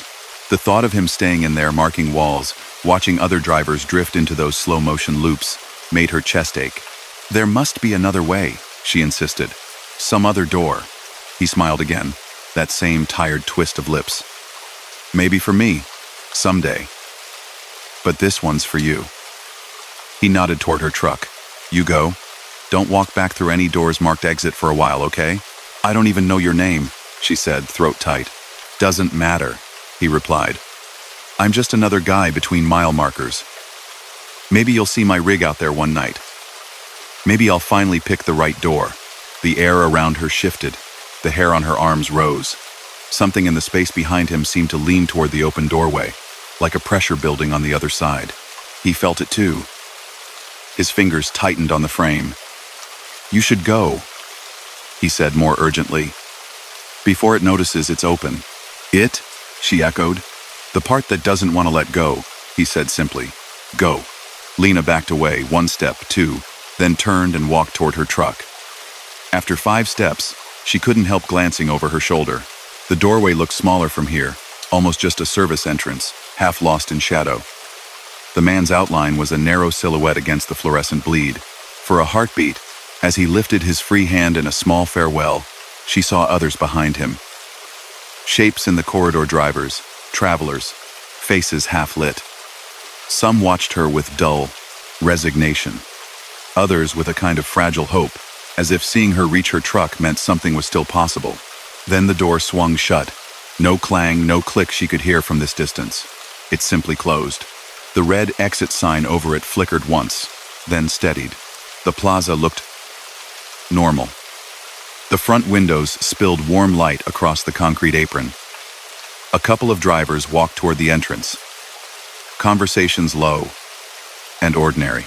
A woman in uniform smoked near a side door. The hum of refrigeration units and air conditioning buzzed steadily. Lena reached her cab, unlocked it with shaking hands, and hauled herself up into the familiar seat. The steering wheel fit her palms exactly the way it always had. The faint smell of coffee and road dust in the cab wrapped around her like a blanket.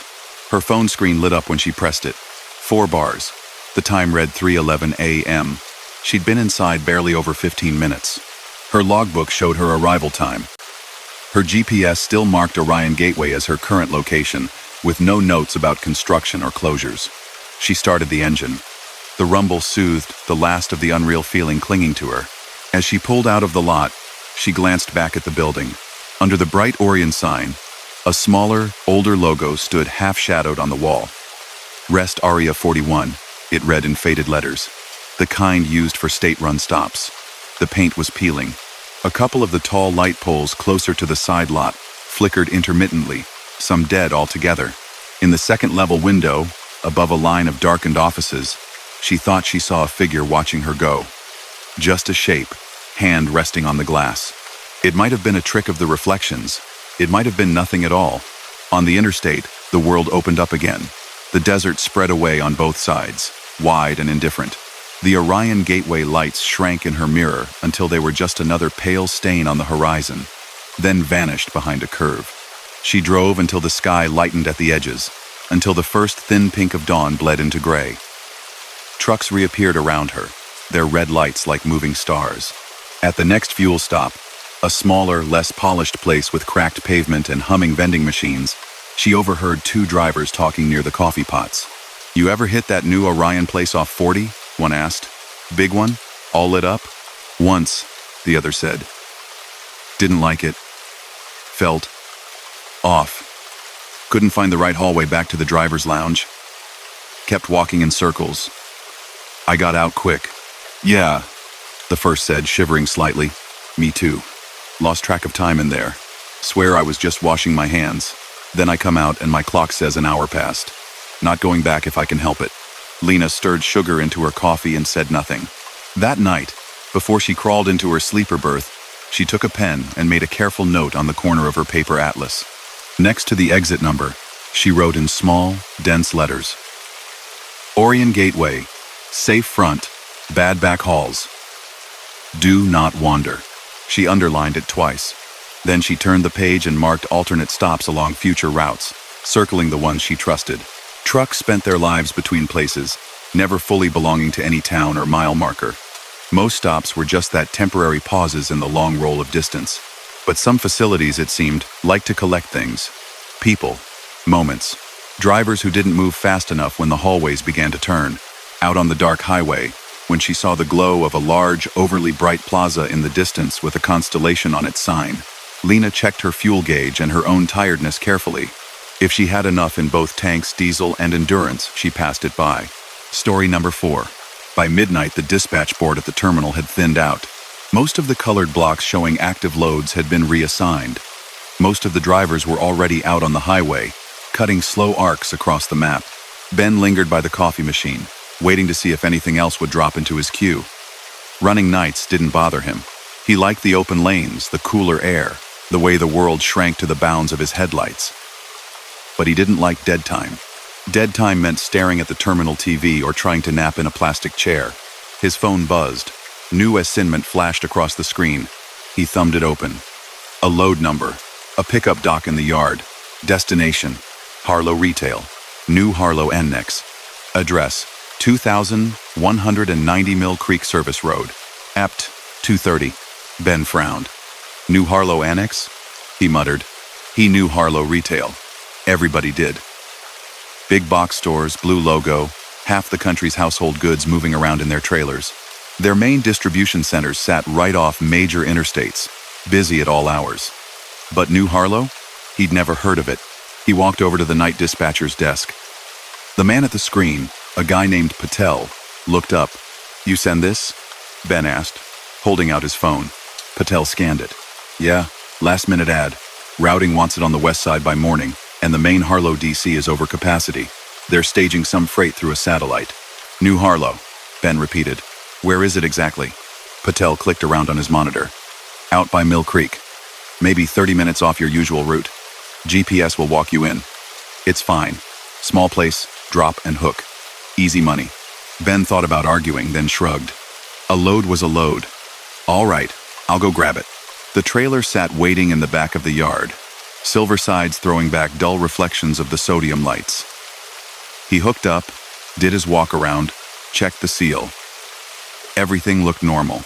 By 12:35, he was rolling west, the terminal shrinking in his mirrors. The interstate was quiet. Occasional clusters of headlights came and went.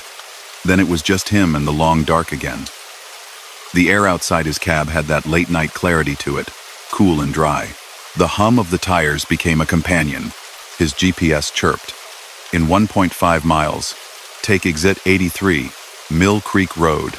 Ben had been through this stretch before, but never left the highway here. The exit ramp was narrow, its reflective paint slightly faded. His headlights picked out a battered green sign. Mill Creek, New Harlow, Service Road. He rolled off the interstate and onto a 2-lane road lined with bare trees and dark fields. A few porch lights glowed in the distance. A low fog clung to the ground, hugging the ditches. The GPS's map zoomed in, showing a thin gray line leading to a small industrial symbol about 6 miles ahead. "Kind of out of the way for a retail annex," he said under his breath. The CB was quiet. When he flipped through channels, he got nothing but soft static and the occasional distant pop. It was late. Most chatter had faded hours ago. After a few miles, he passed a roadside billboard, half swallowed by weeds. In the sweep of his lights, he caught the Harlow logo on it, but not the updated version he'd seen everywhere for the last couple of years. This was the old branding, the one they'd retired after their big redesign. The colors were faded, the slogan outdated. A prickle touched the back of his neck. "Small town sign shop," he told himself. They just never took it down. The road narrowed, then turned into a divided lane with a wide, empty median. Ahead, a tall sign rose out of the gloom. Harlow Regional Logistics, New Harlow, truck entrance, 500 feet. This sign was newer, its reflective surface shining cleanly. The arrows pointing toward the access road were crisp. Ben turned in. The driveway was long and straight, lined with young trees whose leaves had fallen, their branches bare against the sky. At the far end, a low warehouse complex spread out across the flat land. Rows of dock doors marked its side, some lit with bright red and green indicators. A guard shack waited by the gate, a small building of glass and metal under a pale security light. The barrier arm was down. Ben rolled up and put his truck in neutral. The guard stepped out, pulling his jacket tight against the chill. He was older, with a short gray beard and a cap bearing the Harlow logo again, the older version. "Evenin'," the guard said. "You're early." Ben checked the dash clock. 2:02 a.m. Dispatch said 2:30 appointment, he replied, leaning out his window. "That's early enough," the guard said with a wry half-smile. "Graveyard crew will be glad to see you." Been waiting on that load. He walked around to check Ben's trailer number, then went back into the shack. The light inside showed stacks of paper logs, a landline phone on the wall, and an analog clock ticking quietly. The seconds hand on the clock didn't move. "Pull up to Dock 3, the guard called, raising the barrier arm with a push of a button. "They'll light you red when they're loading." Green when you're good to go. You know the drill. Ben nodded, eased through the gate, and followed the painted arrows around the building. The yard was fuller than he expected. Trailers ringed the lot in neat lines. Some bore Harlow's colors. Others carried logos of companies he recognized, some that had gone under years ago. The paint on a few was sun-faded, the fonts old-fashioned. As he crept along the line of docks, he saw movement inside the warehouse. Forklifts weaving between aisles, flashes of high-visibility vests. The overhead bay doors were open, light spilling out onto the concrete. Yet, weirdly, he heard almost nothing. No backup alarms, no shouts, no clatter of pallets. The activity was there, but muffled, as if behind thick glass. He backed carefully into Dock 3. The guide lights clicked from green to red as he bumped the chalk. The trailer settled. He set the brake and sat back, listening. Nothing. Usually, backing into a busy dock meant a flurry of sensations. The jolt as forklifts entered and exited the trailer, the muffled thud of pallets, the hiss and clang of doors. Here, he felt only the faintest ripple of motion, like someone gently shifting their weight in the far end. After a couple of minutes, unease pushed him out of the cab. He set his wheel chalk, checked that the trailer was secure, then followed a painted walkway toward a side door marked "Drivers in Trance." Inside, the air smelled of coffee, printer ink, and industrial cleaner. A small hallway led to a sign-in window. "Drop and hook?" a voice called from beyond the frosted glass. "Yeah," Ben answered. "Load 7219. The glass panel slid aside. A young woman peered out at him, pen in hand. She wore a polo with the Harlow logo over her chest and a name badge that said Kara. Her hair was pulled back in a neat ponytail, and there were faint smudges under her eyes, the look of someone used to third-shift hours. "You're our lucky last," she said, sliding a clipboard toward him. "Drop that trailer in 3, hook to preloaded 508 inches bay 7. Sign here." He took the pen. The paper on the clipboard was an old-style bill of lading in triplicate, with carbon copies beneath. "I thought you folks did everything electronic now," he said as he signed. Kara rolled her eyes lightly. "Corporate does," she said. "They keep promising to wire this place in properly. You know how it is. Annex status. Not enough budget. We make do." The date printed on the top of the form caught his eye. He frowned. "You know your date's off?" She glanced. "Printer's been finicky," she said. "It resets weird. I'll fix it later." He didn't push it. The year on the form was 3 years behind the actual one. She handed him a key ring with a plastic tag. 508. "Yard's a bit crowded tonight. Watch the back corner. We've got some older trailers staging back there. Some of them aren't roadworthy." He nodded. "Got it." As he turned to go, she said, "Hey." He paused. "Storm's supposed to roll through around dawn," she said. "Be careful on the overpass by mile marker 61. It ices first." "There's no storm on the forecast," he said automatically. She smiled faintly. "Weather out here does what it wants." He walked back into the cool night, her words sticking to him. Finding trailer 508 took longer than it should have. The yard seemed to extend farther than his first impression. Rows of trailers, lit by tall sodium lamps, stretched into the dark. Some had newer decals, others looked sun-bleached, their markings barely legible. He found 508 backed into bay 7, a green light above the door. The seal on the rear latch was intact. He checked the number twice, hooked up, and pulled slowly away. As he rolled past the guard shack, the window slid open again. "All set?" the older guard asked. "All set," Ben answered. "Appreciate the smooth run." The guard tipped 2 fingers off his cap. "Drive safe, Ben. We'll see you again." Ben paused. "Don't think I told you my name," he said. The guard just smiled. "We pay attention on night shift." The gate arm lifted. Ben pulled out, the warehouse lights shrinking behind him. Back on the access road, he checked his mirrors. For a heartbeat, the building seemed different, darker. The lit windows dimmed, replaced by black rectangles. The tall sign at the entrance looked older, its paint peeling. Then he rounded the bend, and the view was gone. He merged onto the highway, the weight of the loaded trailer settling in behind him. The sky ahead was clear. No sign of storm clouds. Still, when he crossed the overpass at mile 61, he eased off the throttle, watching the road surface carefully. A thin sheen on the asphalt caught his lights, just enough to make him grip the wheel tighter. His tires held. He rolled on. By the time he dropped the trailer at the main hub just after dawn, the new Harlow Annex had folded into the long line of strange night places in his memory. Real enough, but slightly disconnected from his daytime world.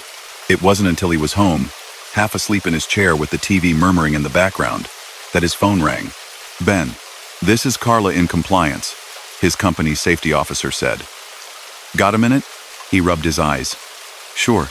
You ran a load through a Harlow Annex last night?" she asked. "New Harlow?" "That's what dispatch said," he answered. "Out by Mill Creek. Quiet little place." On the other end of the line, papers shuffled. "We've got your logs, your telematics, and your delivery confirmation scanned from the main hub," she said slowly. "But there's no active annex at that location. Not anymore." "What do you mean, not anymore?" he asked. "Harlow shut that facility down almost 2 years ago after an incident," Carla said carefully. "Fire in the loading bay. Nobody from their side's been there since. We've got a note in the routing system not to send trucks down that road. I'm trying to figure out how you ended up with that address." He sat up fully. "I saw the guard," he said. "Signed papers in the office. Dropped at Dock 3.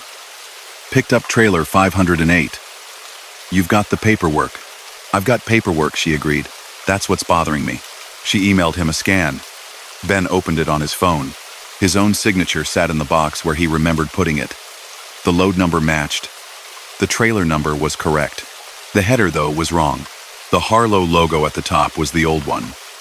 The company address printed beneath it listed New Harlow Annex as active. The date line had been manually altered with a pen, the last digit overwritten to match the current year. And the signature on the received byline belonged to Kara Dawson. Carla's voice was quiet. "We did some checking. Kara Dawson was one of the supervisors on duty the night of the fire. She didn't make it out." Ben stared at the screen. "That's impossible," he said. "Whatever you walked into last night wasn't supposed to be there," Carla said.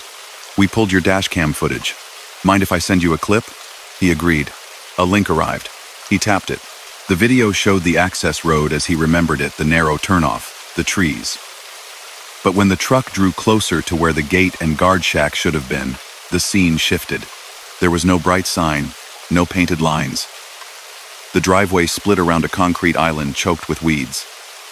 The guard shack appeared on the camera as an empty concrete pad. Beyond it, the warehouse building stood as a dark shell, windows gaping, sections of the roof collapsed. No lights, no forklifts, no moving figures. In the clip, his truck rolled forward and stopped in front of one of the black bay openings. It idled there for 42 minutes, according to the timestamp.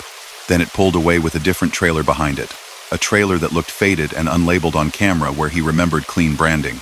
He watched it twice, his own memory replaying over top of the video like one image laid over another, not quite aligning.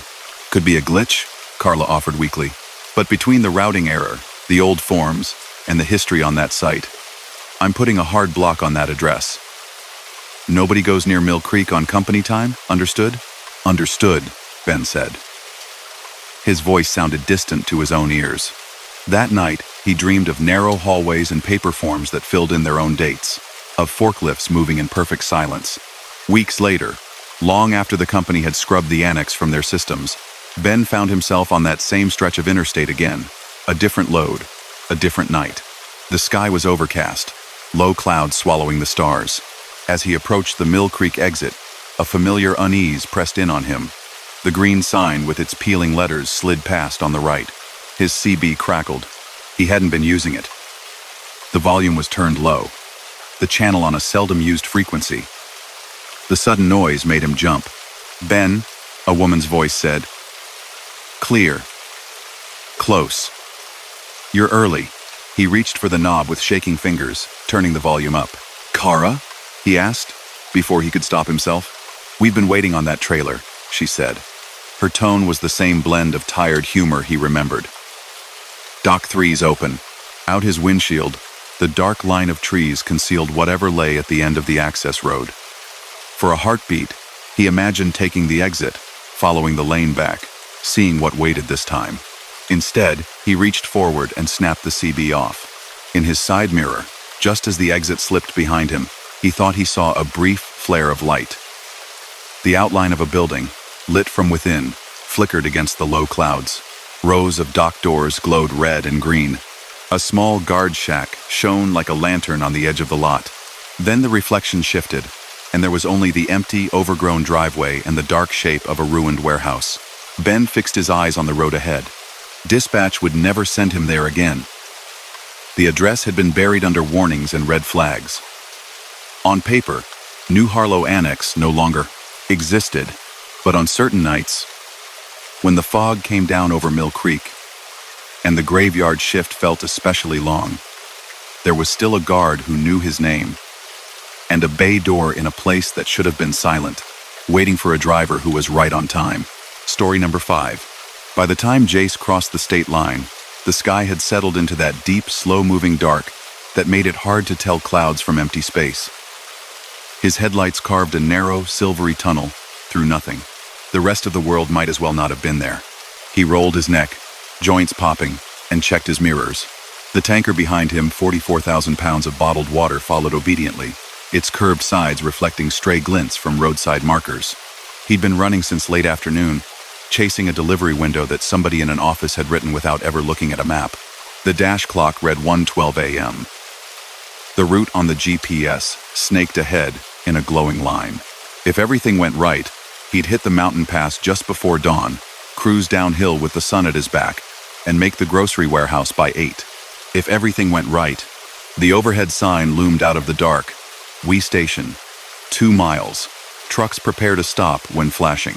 The indicator lights above the sign were dead, no flashing yellow, just a dull, unlit panel. Jace exhaled. Closed. Good, he muttered. Scales meant delays, inspections, paperwork. He kept his logs clean and his rig legal, but there was always the risk of someone having a bad night behind a badge. He reached for his transponder on the windshield out of habit, the little black box that chirped him through most modern stations without stopping. Its tiny light glowed green. Then, as he neared the mile marker, the transponder beeped twice. The light flipped to red. Mandatory. Report to Way Station. The screen printed in blocky letters. Jace frowned. That can't be right, he said aloud. Signs dark. He flipped the CB on. Westbound? Anybody run that Hawthorne scale tonight? He asked. Signs look closed, but my box says otherwise. Static greeted him. Then a man's voice crackled through, thin and distant. Hawthorne's been closed for years, driver. You're good to roll. They never took the signs down. That what you heard, another voice added. I came through last month. No lights, no nothing. Just a boarded shack and some grass. Keep on the hammer. Jace eyed the transponder. The red light stayed steady. Another message blinked. Failure to comply may result in enforcement. He swore under his breath. Whatever glitch was happening, getting flagged as non-compliant, could turn into a bigger headache downstream. Fines, points, audits. He'd worked too long to keep a clean record to risk it on a maybe. Up ahead, another sign cut through the dark. Wake Station 1/2 mile. Open. This one's yellow lights were on, pulsing steadily. He blinked. You said closed, he said into the CB. Silence. If anyone heard him, they didn't reply. The turnoff appeared an exit ramp leading to a low hill. Green reflective arrows pointed toward it. His transponder beeped a third time, insistently. Fine, he said, taking the ramp. We'll get you your weight. The road climbed a gentle rise, then leveled out alongside the highway. The way station spread out ahead. A long, low building with a bank of windows. The scale house perched above the platform. Tall floodlights bathed the lot in white glare. Trucks idled in a neat line along the shoulder, waiting to roll onto the scale. Jace counted them automatically. 4 in front of him. A 5th pulling off. As he approached, plenty of company for a place that was supposedly abandoned. He slowed to a crawl and took his place at the rear of the line. The CB sprang to life with a burst of chatter engines, muffled voices, the faint echo of a dispatcher somewhere. But when he looked left at the other trucks, none of the drivers seemed to be talking. In the cab closest to him, a man stared straight ahead, hands on the wheel, jaw clenched. No microphone in sight. The line crept forward. The station's electronic sign showed green letters. Proceed when directed. A red bar over the scale flicked from stop to go, then back again as each truck rolled on and off. Jace glanced at the lot beyond the scale. Old trailers sat parked in the grass, their tires half sunk into the soil. Some bore company names he recognized from years back, firms that had merged or folded. Their paint was faded, their DOT numbers barely legible. A slow unease coiled in his gut. When his turn came, the red bar lit go. He eased onto the scale, feeling the subtle change in surface through the steering wheel. The building's windows reflected his headlights back at him, making it hard to see inside. The digital weight display by the roadside flickered. Numbers processing, it showed, then flashed his gross. 79,180. Legal. Tight, but legal. Truck on the scale. A voice came over an overhead speaker. Set your brake. Enter the inspection lane. The tone was flat, without the bored edge he'd grown used to from weary inspectors. It sounded precise. Neutral. Just weighing tonight, Jace called back, though he knew they had cameras and mics and probably had already read his plate. Inspection lane, the voice repeated. Logbook review. This will be brief. His stomach sank. A full inspection meant at least half an hour. There went his comfortable cushion on the schedule. But ignoring an order like that was worse. He rolled forward, following painted arrows into a covered bay beside the main building. The lane was narrow, with concrete curbs flanking his tires, tall enough to make him careful. A door opened from the side of the scale house. A man stepped out, clipboard in hand. He wore the usual uniform: dark pants, light shirt, reflective vest. His hair was neatly trimmed, mostly gray at the temples. The badge on his chest bore the state emblem, but the design was one Jace hadn't seen in years, with an older-style seal. The man walked with steady, measured steps to the driver's side and looked up. Evening, he said. His voice matched the one from the speaker. Let's see your license, registration, and logs. Jace dug out his folder and his tablet, handed them down. The inspector didn't blink at the electronic logs. He took the device as if he'd been handling them all his life. How's your night going? Jace offered, more out of habit than interest. Busy enough, the man said without looking up. His eyes ran over the screen, fingers flicking with efficient motions. You're running heavy. Bottled water, Jace replied. Always pushes the line. Route? The inspector asked, though the information was clearly on the screen. Up through Elk Pass, then west to the city. At that, the man's eyes finally lifted. They were a pale gray, almost colorless under the harsh lights. Pass before dawn? He asked. That's the plan. The inspector's gaze lingered, too long for casual conversation. Then he lowered it again. You've been on since 1510, he said, tapping the log. You're going to be tight by the time you're down the west side. I'll make my break at the summit pullout, Jace said. I've done it before. Maybe, the man said. Maybe not. He turned a page on the clipboard paper, not digital. Lines of neat handwriting covered it in blue ink.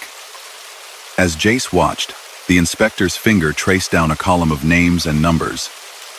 He stopped halfway. Jace Harper, he read. Jace's fingers tightened on the wheel. You got my name off the license, he said, forcing a small laugh. The inspector shook his head once. Been a Harper through here before, he answered, eyes still on the page. Years back. Rig jackknifed on the west side of Elk in a bad freeze. Logs pushed him too far. Ran out of hours and rode at the same time.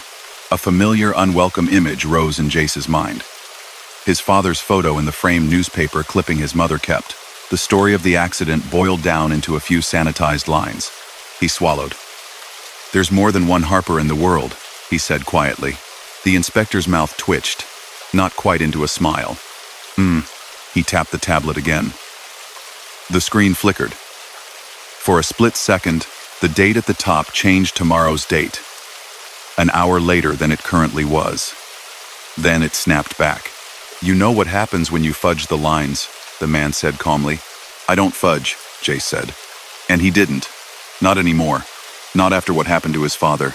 He was careful with his hours, his breaks, his sleep. The inspector's finger rested on a red highlighted section of the electronic log. A tiny notation Jace hadn't put there blinked. UNAPProved drive time. 0:45. Planning to drive through your break tonight, the man said. Get over the mountain before the rush.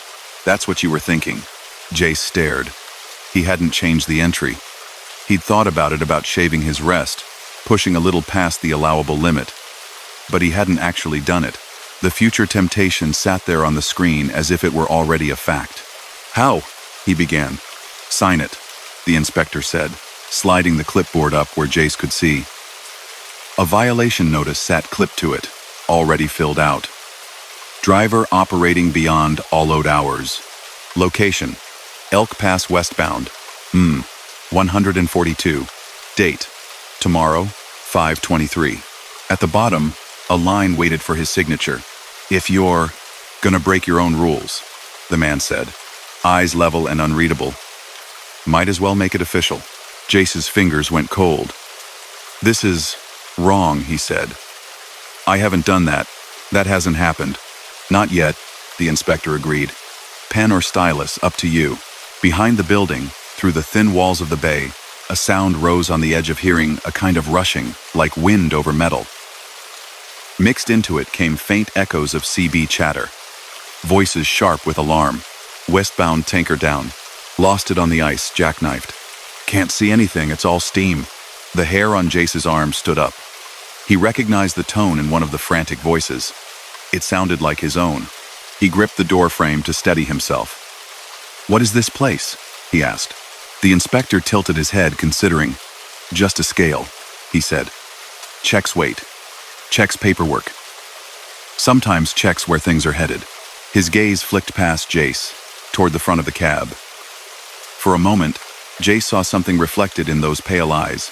His own windshield, cracked in a spiderweb pattern, snow swirling beyond it. The suggestion of twisted guardrail. He shut his eyes hard, opened them again. The bay, the floodlights. The clipboard returned. I'm not signing that, he said. His voice came out hoarser than he liked. The inspector's expression didn't change. You already did, he replied. Jace looked down. His signature sat on the line in his own hand, as though he'd just put pen to paper. His stomach turned. He hadn't touched the pen. The inspector tore off the top copy and folded it, slipping it into an envelope. You can always appeal, he said mildly.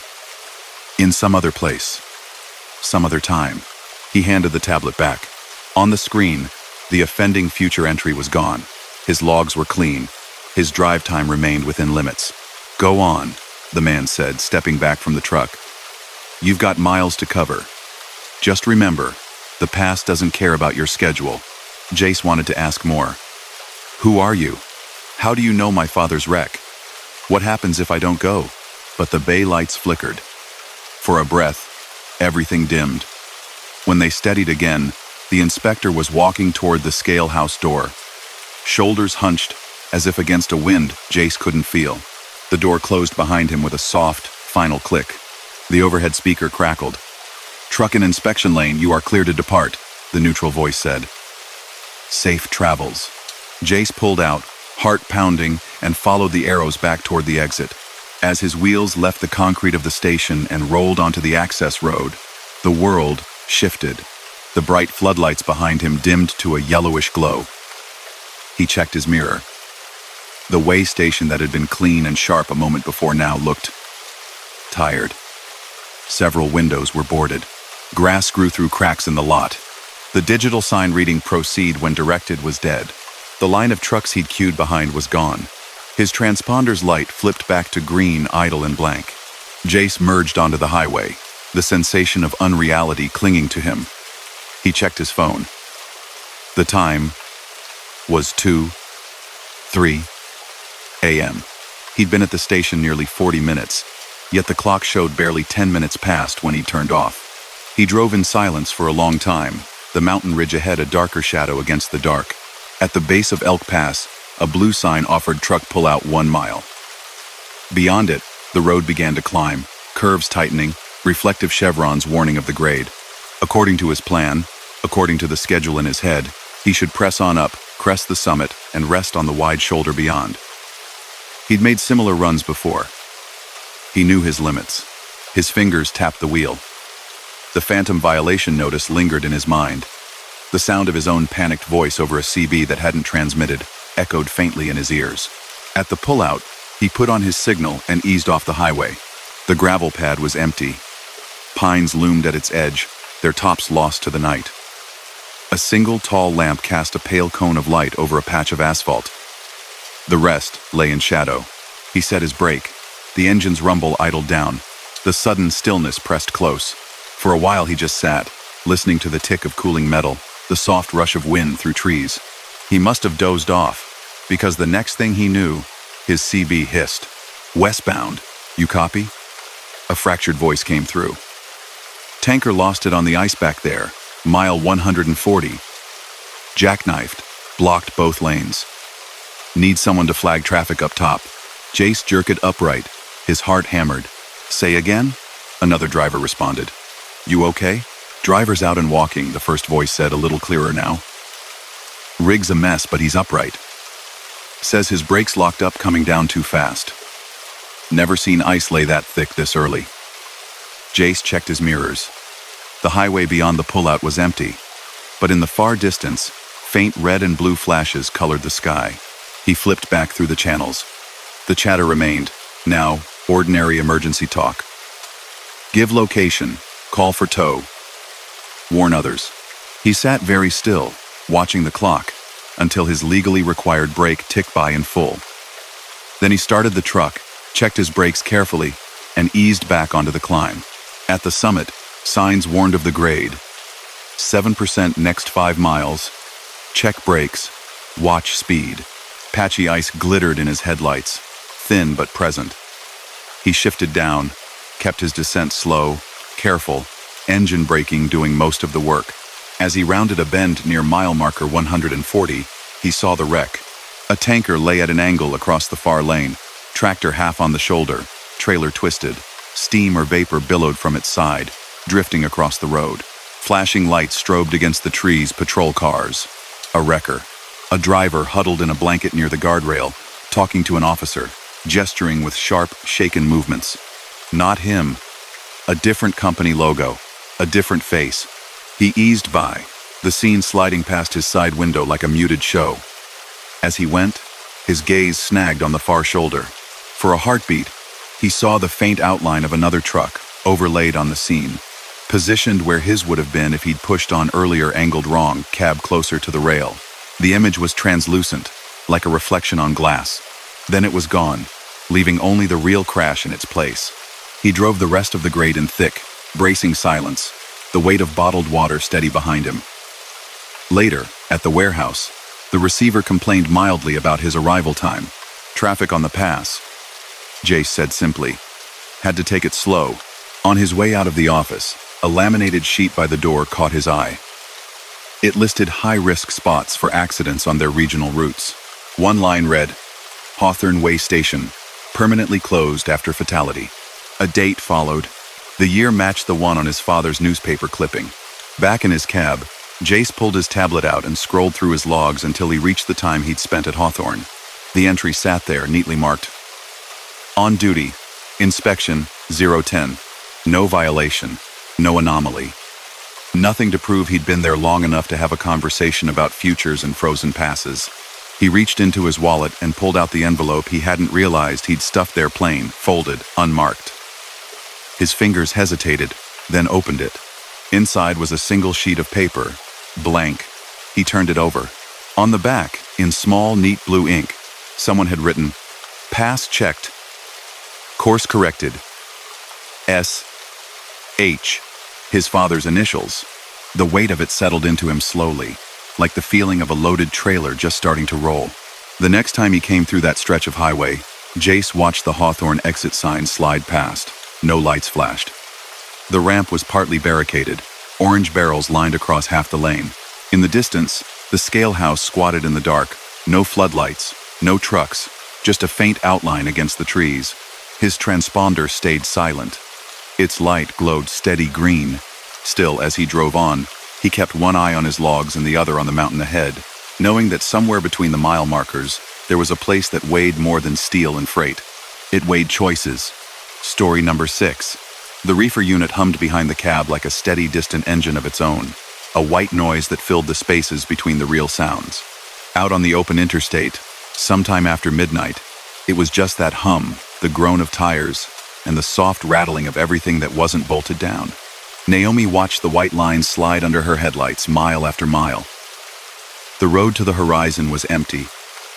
A dark ribbon stretched through fields that had long since become meaningless. In the sleeper behind her, Vince snored, a faint, jagged sound over the hum.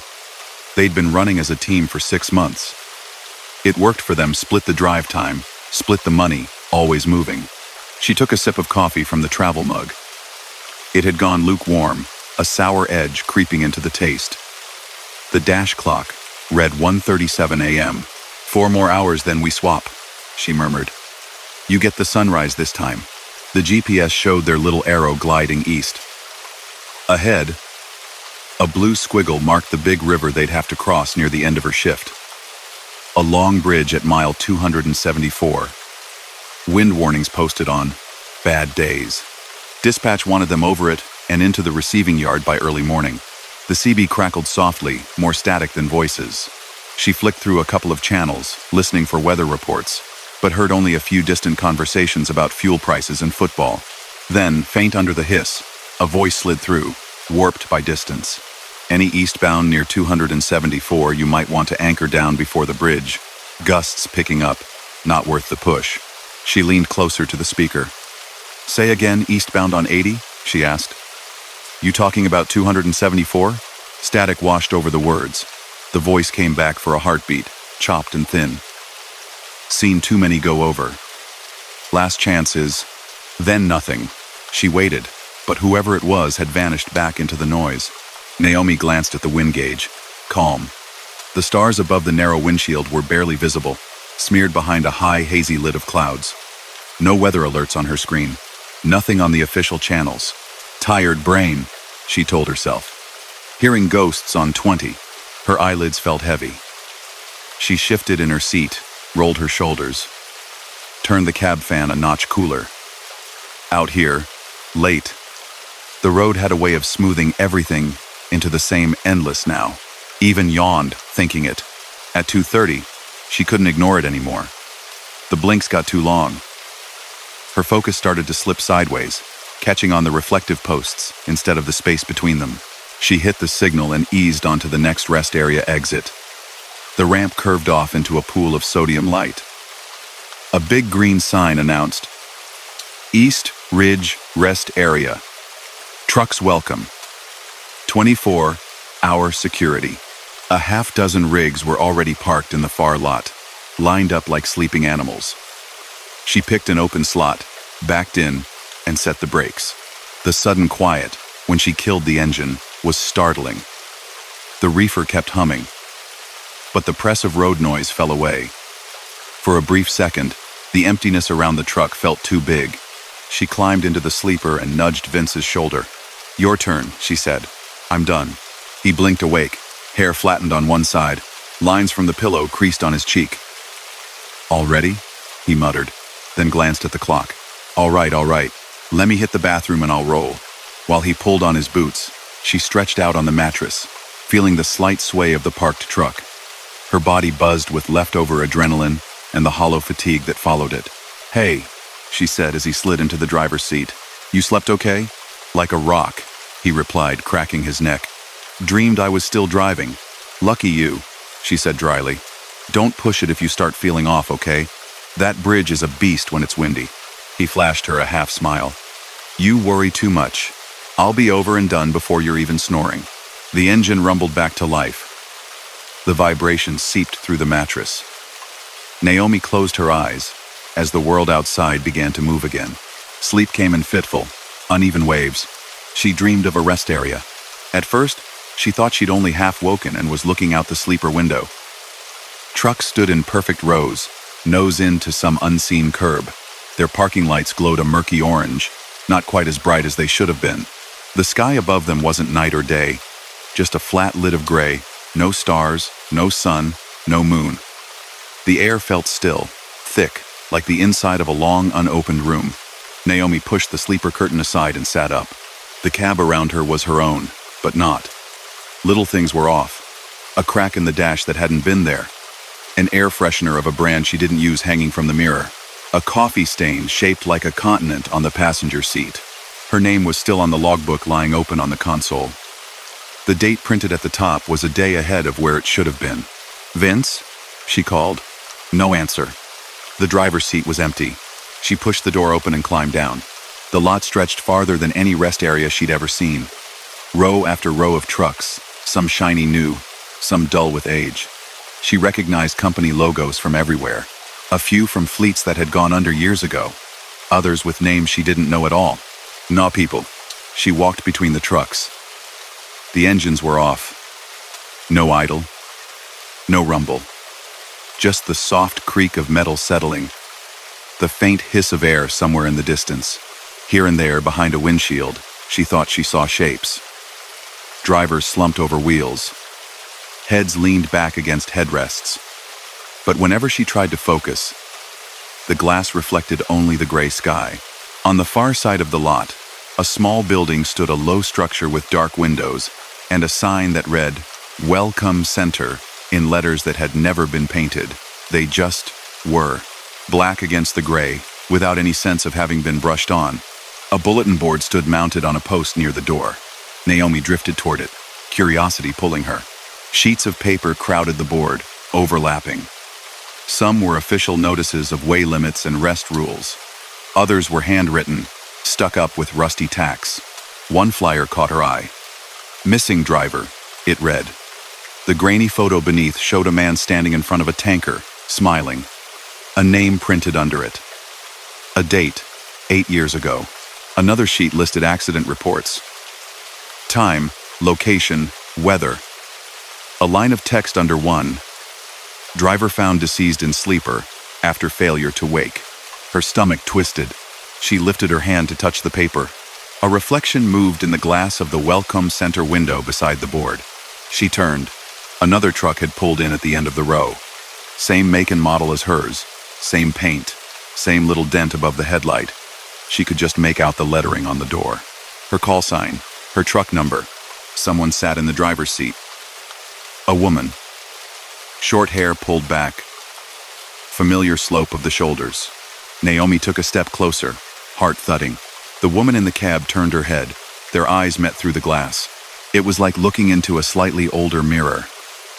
Naomi's own face stared back at her, paler. Eyes bruised with lack of sleep. The other Naomi's lips moved, forming words without sound. Naomi strained to catch them.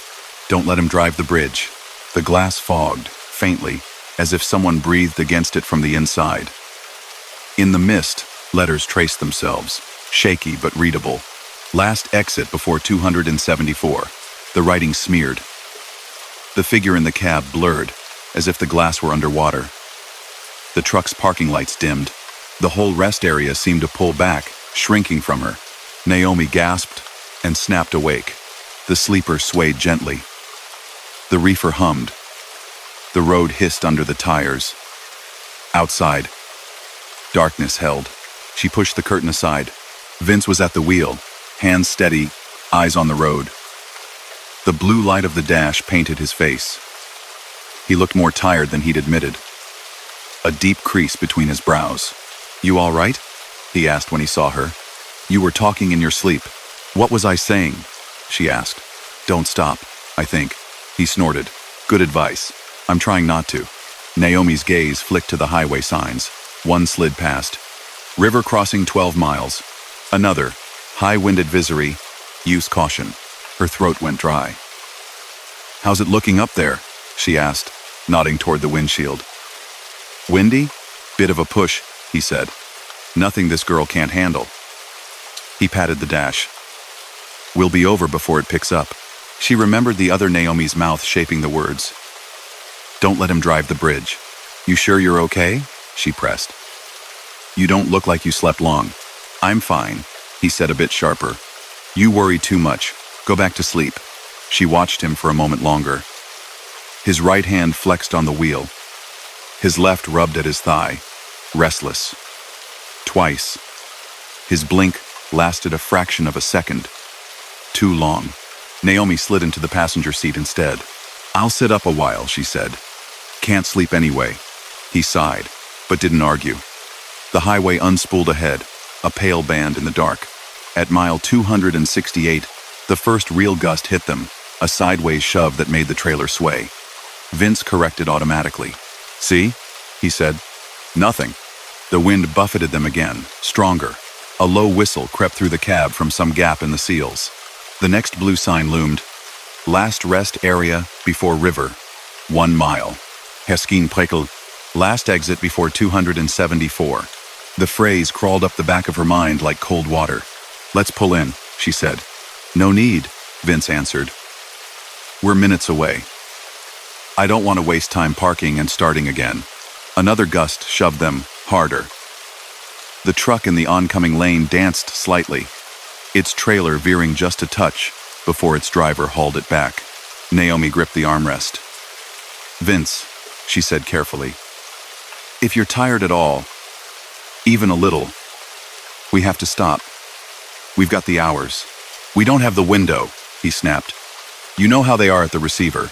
Miss it, and we're sitting all day. Better sitting than." She bit off the thought. Images from the rest area dream pressed at her. The bulletin board, the missing flyer, the motionless figures behind glass. "You ever hear about that pileup on this bridge a few years back?" she asked, keeping her voice level. "The one with the 4 rigs that went over?" "Yeah," he said shortly. "Guy ahead of me told me about it. He was in the backup for hours." "You were running that day?" she asked. He nodded once. "Dispatch tried to push us over anyway. I turned off before the bridge, sat it out at a junkie pull-off for 5 hours.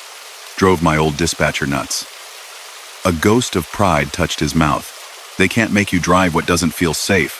So let's not do it now," she said. "Same kind of wind. Same bridge. He's not okay," the other Naomi had written. Vince's hands tightened. For a moment, he didn't say anything. A muscle jumped in his cheek. Then he exhaled sharply. "I can do it," he muttered. "I'm not the guy who goes over." "But you're human," she said quietly. "And I'm telling you, from the passenger seat, you look about 2 miles from a micronap." His jaw worked. The rest area sign passed. The exit ramp waited ahead. A gentle curve off into darkness. A single orange light pooling at its base. Naomi reached out and touched his arm. Not a grab, just contact. "We're a team," she said. "If one of us says stop, we stop. That's our deal." The truck shuddered as another gust slammed into them. He flicked his eyes to the side mirror, then back to the ramp. "Fine," he muttered. "Fine." The turn signal clicked on. The truck eased toward the exit. Gravel crunched under the tires as they left the main lane. The rest area was small, just a loop of asphalt, a row of parking spots, a single squat building with vending machines and restrooms. One other rig sat there, engine ticking as it cooled. Its windows were dark. They parked. The engine quieted. Wind hissed in the trees at the edge of the lot, louder now that it didn't have to fight the roar of the road. For a few minutes, neither of them spoke. Then, faint through the CB, a voice broke in. "Eastbound, heads up, they just shut 274 down." It said, "Got a high profile rolled on the middle span. Trailer on its side, blocked lanes, tow en route." "Gonna be a while." Another voice cut in. Gus took him clean over. Never seen it hit that fast. Vince stared at the dash. Naomi let out a slow breath she hadn't realized she'd been holding.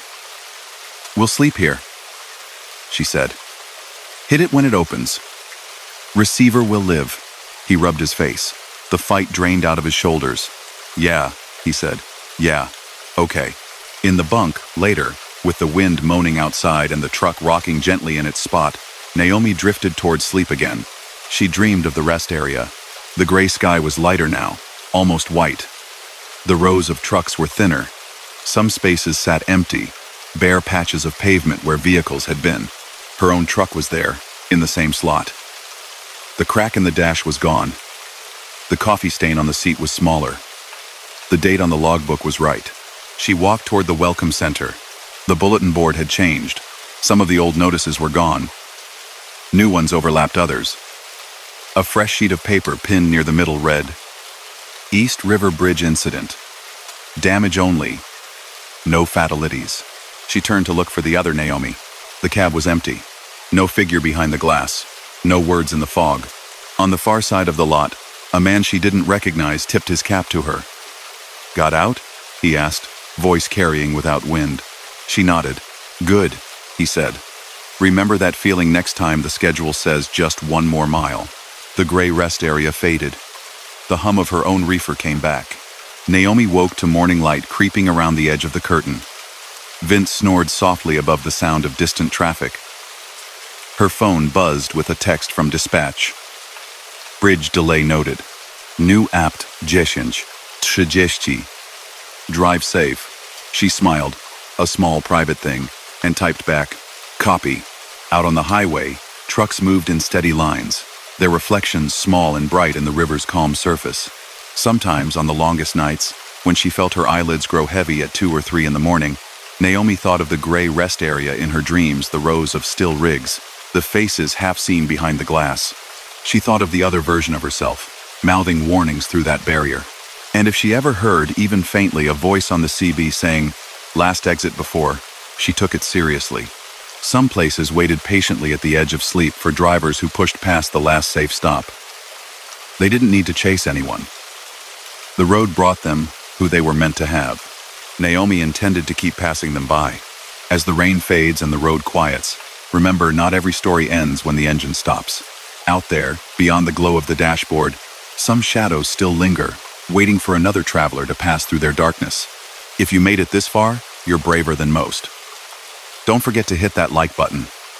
Share your own chilling experience in the comments, and tell us your city and the time you're listening. And be sure to subscribe to The Sleep Haunt, so you never ride alone on these haunted highways. Sleep well, if you can.